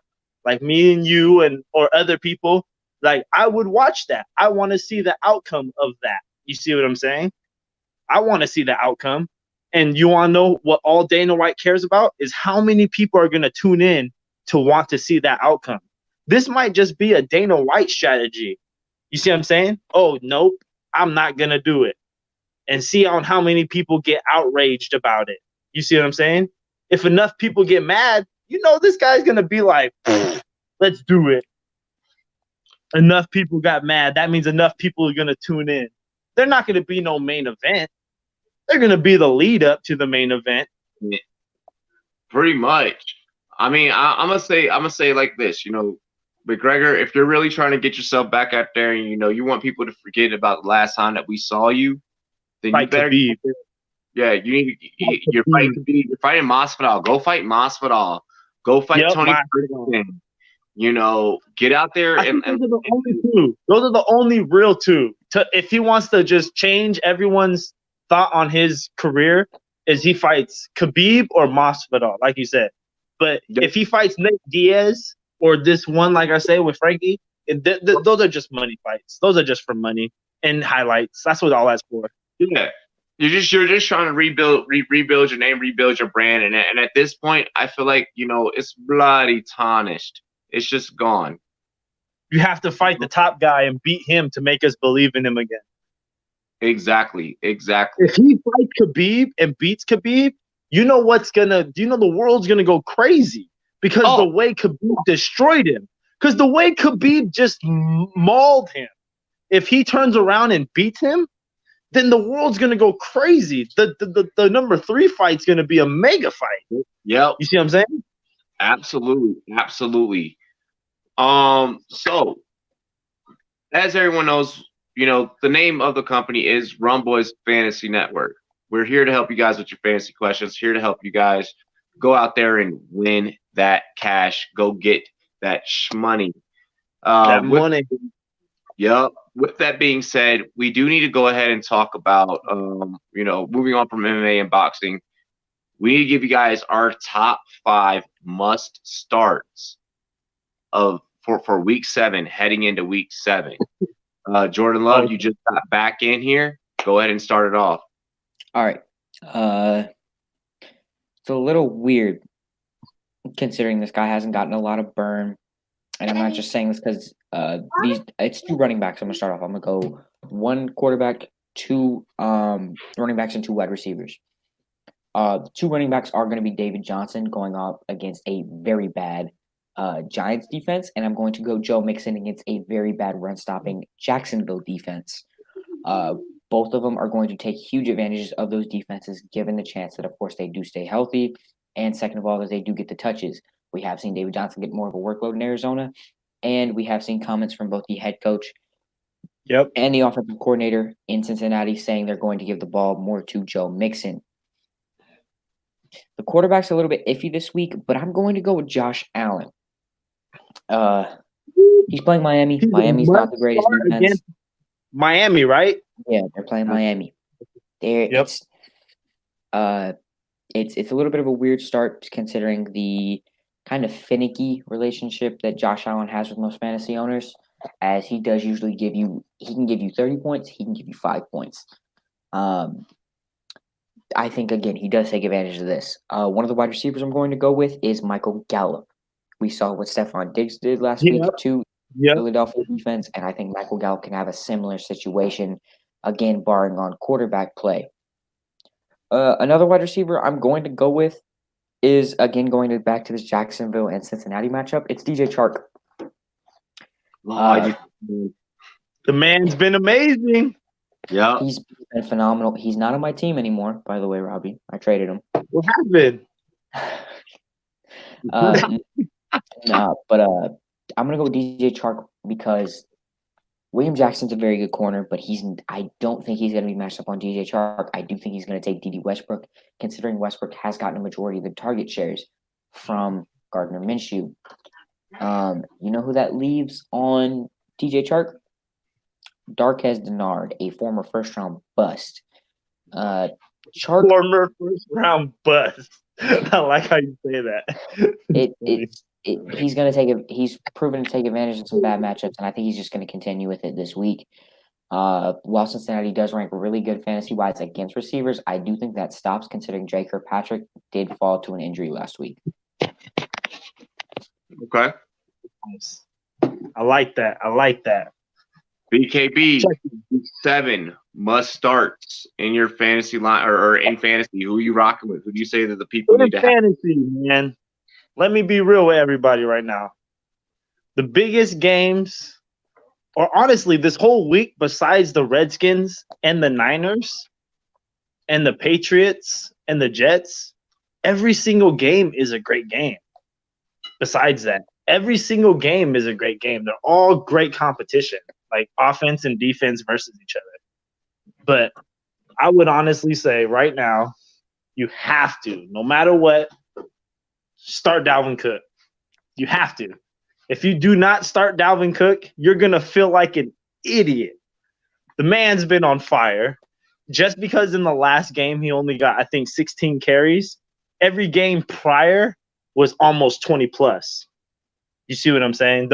And he's already the number 2, I think, in standard.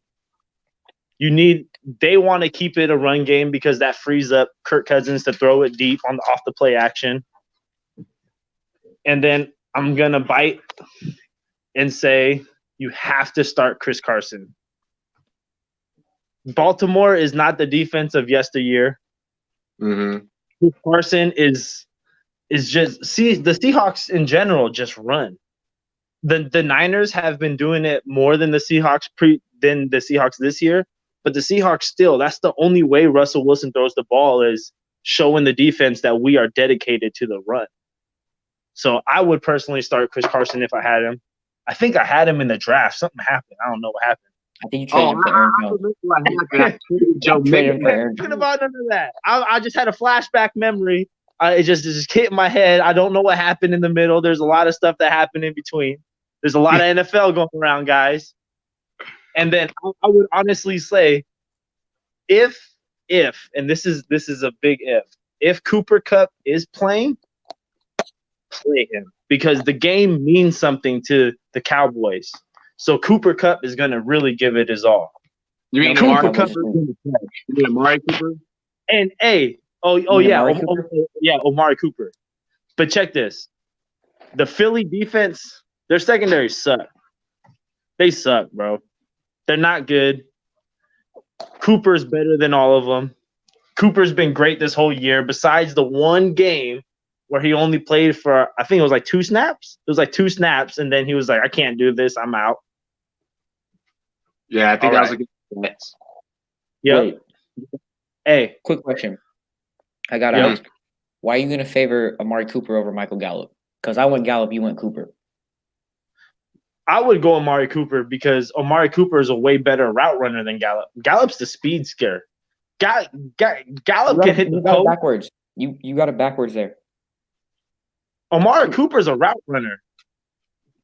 Amari Cooper. That's why Amari Gallup. Amari Cooper runs really good routes. Not better than Michael Gallup. Amari Cooper is a route runner. That's why that's why he's hurting because he can't do the routes. That's why he's literally trying to sit out. Michael Gallup has better explosion with his hips, and he comes out of his breaks a lot better. I'll say that. He comes out of his breaks smoother than Cooper. Amari Cooper. If he's playing, Dak is going to throw to Amari Cooper. Amari Cooper's active. It's been confirmed. This is a must-win for both Philly and Dallas. They need to go everybody next. Okay, but Dallas has way better potential in wide receiver. I don't care what no one says. Alshon Jeffrey and D-Jax, I understand they're over there, but D-Jax has been gone for too long, okay? And Alshon Jeffrey cannot stack up to even Michael Gallup, I feel. I would feel Michael Gallup in this game is better than Alshon Jeffrey. I'll put my money on that one. Okay, wait. I gotta rub it in. Robbie, in a practice mock draft we did before we did the actual draft, I took Michael Gallup, and I want to say it was the 12th round, and you called that a massive reach. How's it looking for you now, boy? Hey. Internet got tickets. Hey, no, not looking too bad. Okay. I wish I did that in the real draft. Michael Gallup is looking great, especially for this matchup. So I'm gonna run with my top 5 must starts.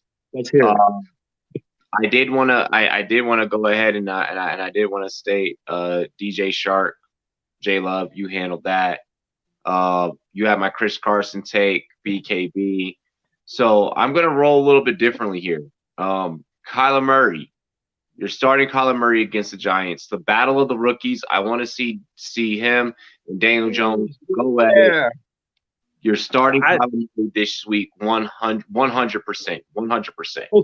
Okay. But for that, to side note, J Love, do you believe that Kyler Murray should be a must start? Because you are Oh, you are a Cardinals person, aren't you? Okay, I think Kyler Murray's a must start every week. Not because every week. I'm not saying this because of I'm a Cardinals fan. I'm saying this because he does it with his legs. If it's not there on the ground, he's going to give you fantasy points with his legs. We see it with Russell Wilson early on in his career. We saw it with Cam Newton early on in his career. And if you played fantasy football long enough, you know who was the savior a few years ago? Michael Vick. Oh my God. Yep. Well, yeah, of course. Dual threat quarterbacks give you fantasy points, and he has to be a must start simply because of that. And I'm going to go with this. They play the Saints in a few weeks. The Saints are a very good pass rushing defense.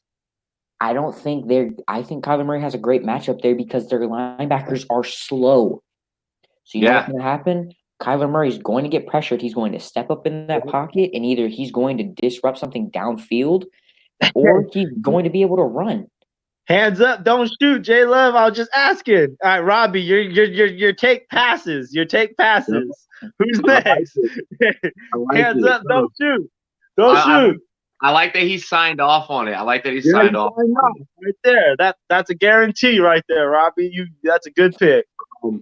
I am also going to state that at the tight end position, we are playing Mark Andrews no matter what. Mark Andrews pops up every week for you, questionable or probable. And you know what he does for you? Goes out every single damn week and goes to get you 10, 11, 12.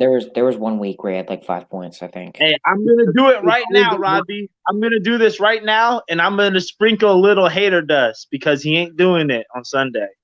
He ain't doing it. Okay, no. But this is about the bag. This is about the bag. I am also saying that you are rolling out Tevin Coleman this week at the running back position. Tevin Coleman absolutely positively against Washington.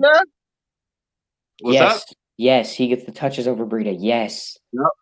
I think he gets the touches over Breida. I am saying Tevin Coleman is going to be a guy for you.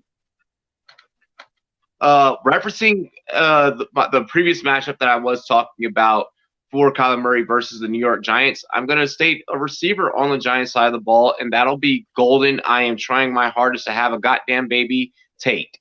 Okay? Oh, I thought okay, wait. I love Golden Tate, okay? I mentioned Evan Ingram. The Cardinals are literally the worst defensive team against tight ends. They've given up 599 yards and 6 touchdowns through 6 weeks this year already against tight ends.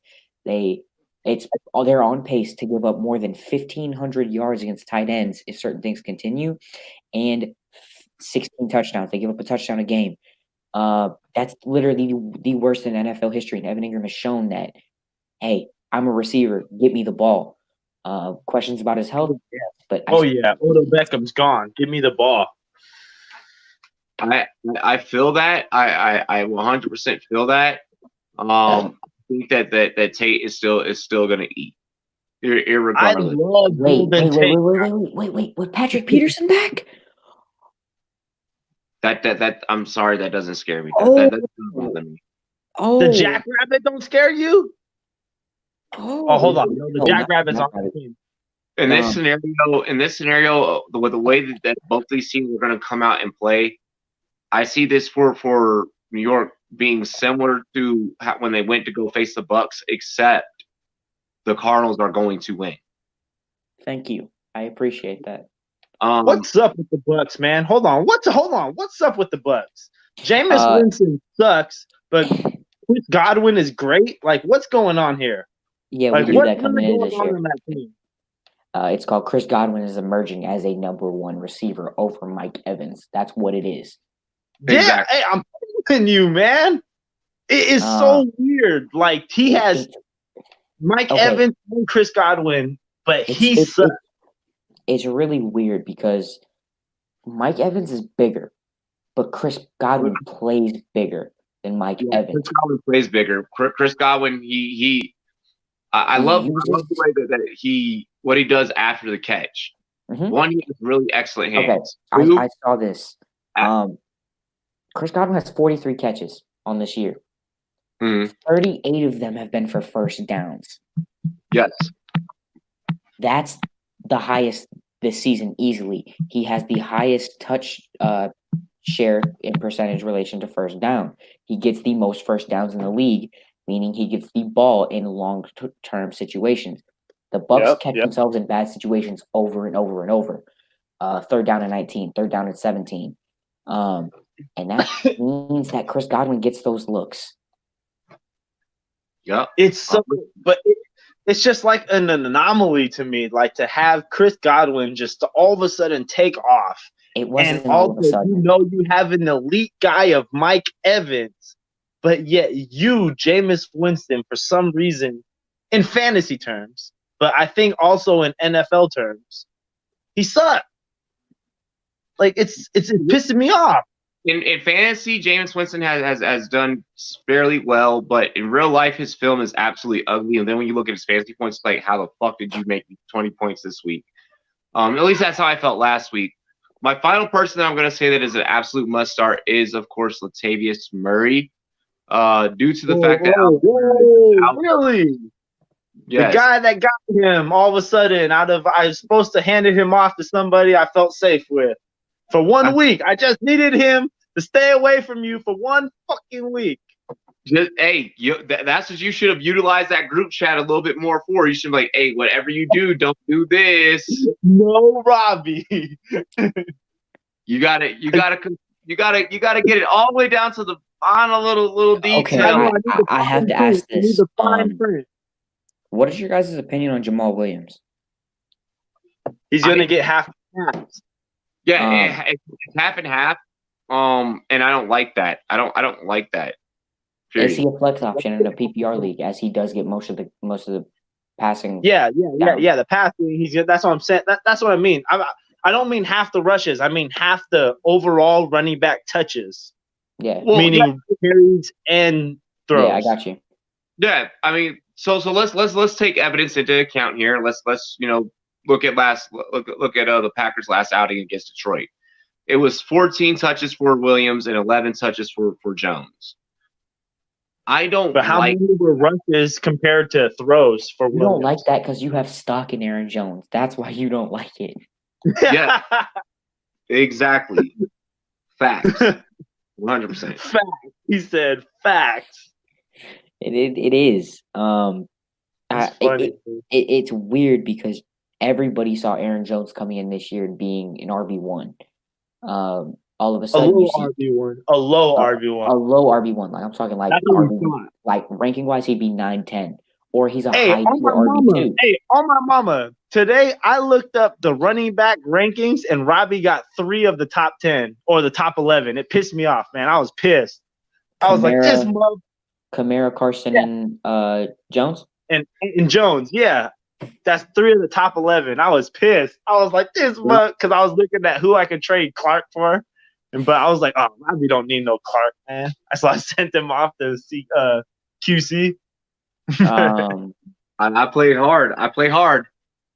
Oh, man, I was mad. I can't believe I did that mixing Carson. But it was okay in my mindset at the time. That's why, you know what I'm saying? I never look back on and think bad about trades because you only think of the mindset of that week and, 2 weeks ahead or 3 weeks ahead. And that was before the season. So anything could have happened. I was expecting more competitive. I got to get this out. You scammed me with Damian Williams. That man is not getting any touches. Hey, I did not. I bundled that. In an amazing bundle. Robbie, was that not an amazing trade? I mean, you guys set up a good trade. I mean, I just want to see how it's going to work out. It was an amazing trade. Both parties were happy. When I talked to you, both parties were happy. I was talking to a QC at the same time, and I was like, okay, I need to see Damian Williams show me. I don't even need him to show me anything. I just need him to get some touches. Yep. Just get some touches. And I just need to make sure you were happy. Like you were happy, I was happy, and that's the only trades anyone's gonna make is when both parties are happy. And I know that when I told you, you know what, I'm looking at moving Damian Williams and Joe Mixon, you were saliva, dude. You wanted that so bad. Yeah, I'm a Mixon truther. I am. Yeah, that's what I'm saying. Like, you were saliving over that. And then when you found out that I was talking to somebody else in the league, you were like, that's it. Like, what am I willing to give up? And that's what you were willing, you know what I mean? And both parties found a way to be happy, and that's the only way trades work. You know what I mean? Hey, I got RB depth for days now, though. Depth for days. That's what, and I'm jealous. DJ, I have DJ, Mixon, Freeman, Damian Williams, and Jamal Williams. That's what I'm saying, dude. You got depth for days. Running back is nothing you need to think about. I'm about to plug and play. I'm about to snap this week, so it's all good. Nah. 1 week. Nah. For real. This is the dust. This is the dust. Here's my sprinkling it on you. If you beat BKB, that means this league is evening out. And if I beat QC this week, I'm only at 3-4. Stop it, you two. I'm at 3-4.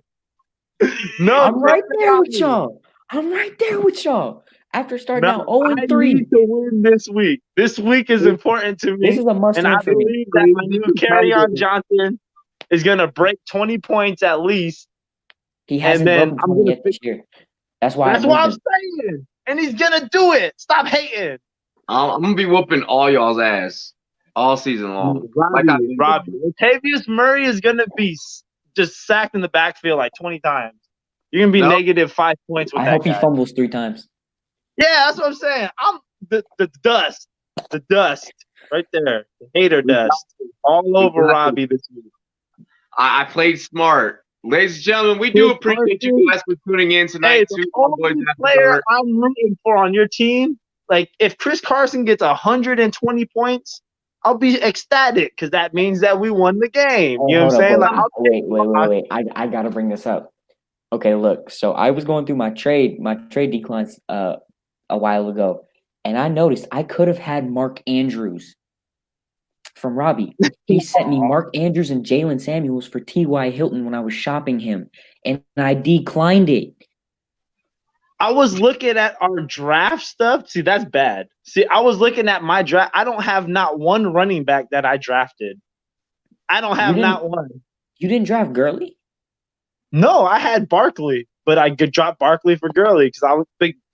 But I'm at what 4-2 now. Like that helped me. You know what I'm saying? Like I was gonna lose. I want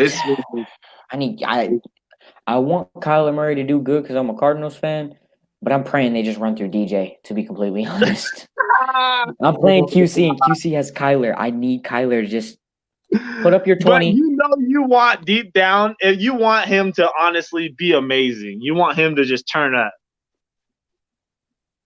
If man throws big touchdowns, you're gonna cheer. You're gonna cheer. I am gonna cheer because I am a Cardinals fan. Yeah, exactly. But, just like I said, hey, here's the thing. Carson gets 120 points for Robbie this week, I'll be still ecstatic like crazy. Because the next time I talk to you guys, I'm like, you see what Kyler Murray, throw 5 touchdowns. Just throw 4 of them to David Johnson and we straight. Okay. See, that would be amazing for you. Everyone in the chat, y'all see this shit? These are the type of fucked up bipolar emotions that fantasy football creates. Right, it's so bad. I lost in fantasy. It is some bias when it comes to fantasy. It's bias, bro. I can't lie. I was so happy last week because my real life team lost. My fantasy team won. Fuck it. Nah. Look at it. No. Last week, bro. I was like, okay, I got this fantasy win in the bag. I was like, okay, I'm hyped. And then my Cardinals win. I was like, yo, this is the first time in 2 years that I have won a fantasy game and my Cardinals won in the same week. I was out here tripping. That must have been amazing. Jordan was popping champagne and some more shit. Hell yeah, that must have been amazing. Bro, I was going crazy. That was me when we beat the Dolphins. I was like, hey, it's the Dolphins, but fuck it. Hey, you have to celebrate the W. I was laughing in the chats. I know you saw me. I was laughing. I was like, it's the Dolphins, man, but it's okay. It's okay. I was like, cheers to you, brother. Yep. Hey, and let's be real. If that play was designed up a little bit better, and Kenyon Drake ran a wheel, game. Hey, you know why? You know why I think I like watching the Seahawks so much is because it's always to the fucking wire. it's like epic. It's like I'm literally Robbie. I'm playing Rumboyz reactions or Rumboyz streaming this shit, and I'm watching the game with my family at the same time, and I'm fucking over there punching them. I'm over here cheering with you.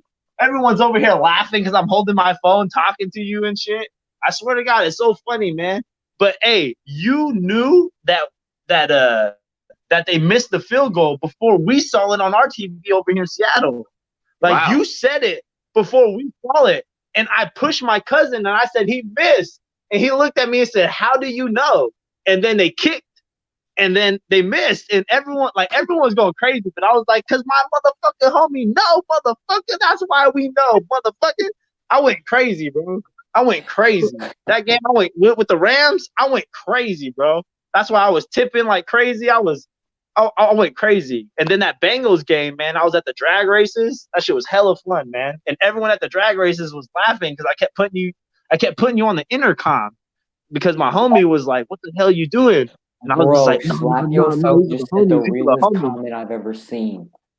What do you say? Oh, God. What do you say? Nah, what's sad is when you ain't got no one on your fantasy team that's on your real team. Oh, I got. Oh, man. You always have to get one. That's why I got Tyler Lockett. I got David Johnson, and I got Kyler Murray on the way. I got that's my. Yep. Yeah, you do. You got AP, and a lot of people's dropped him by now, and you still rolling with that motherfucker, bro. You still rolling with him. I respect it, ride or die. Hey, but he ain't never playing him. He's the AP's just sitting there. Last week. I played him last week. Yep. You were probably in the bind. Honest to God, I would play him this week too. Let's go. This is the only week let him sign off air. Hey, ladies and gentlemen, we appreciate you guys for chilling with us. Thank you guys for rocking with the show. Cheers to me. Cheers to you. Cheers to you. All the wrong boys and girls, what it do? Dilly dilly. Dilly dilly. What up?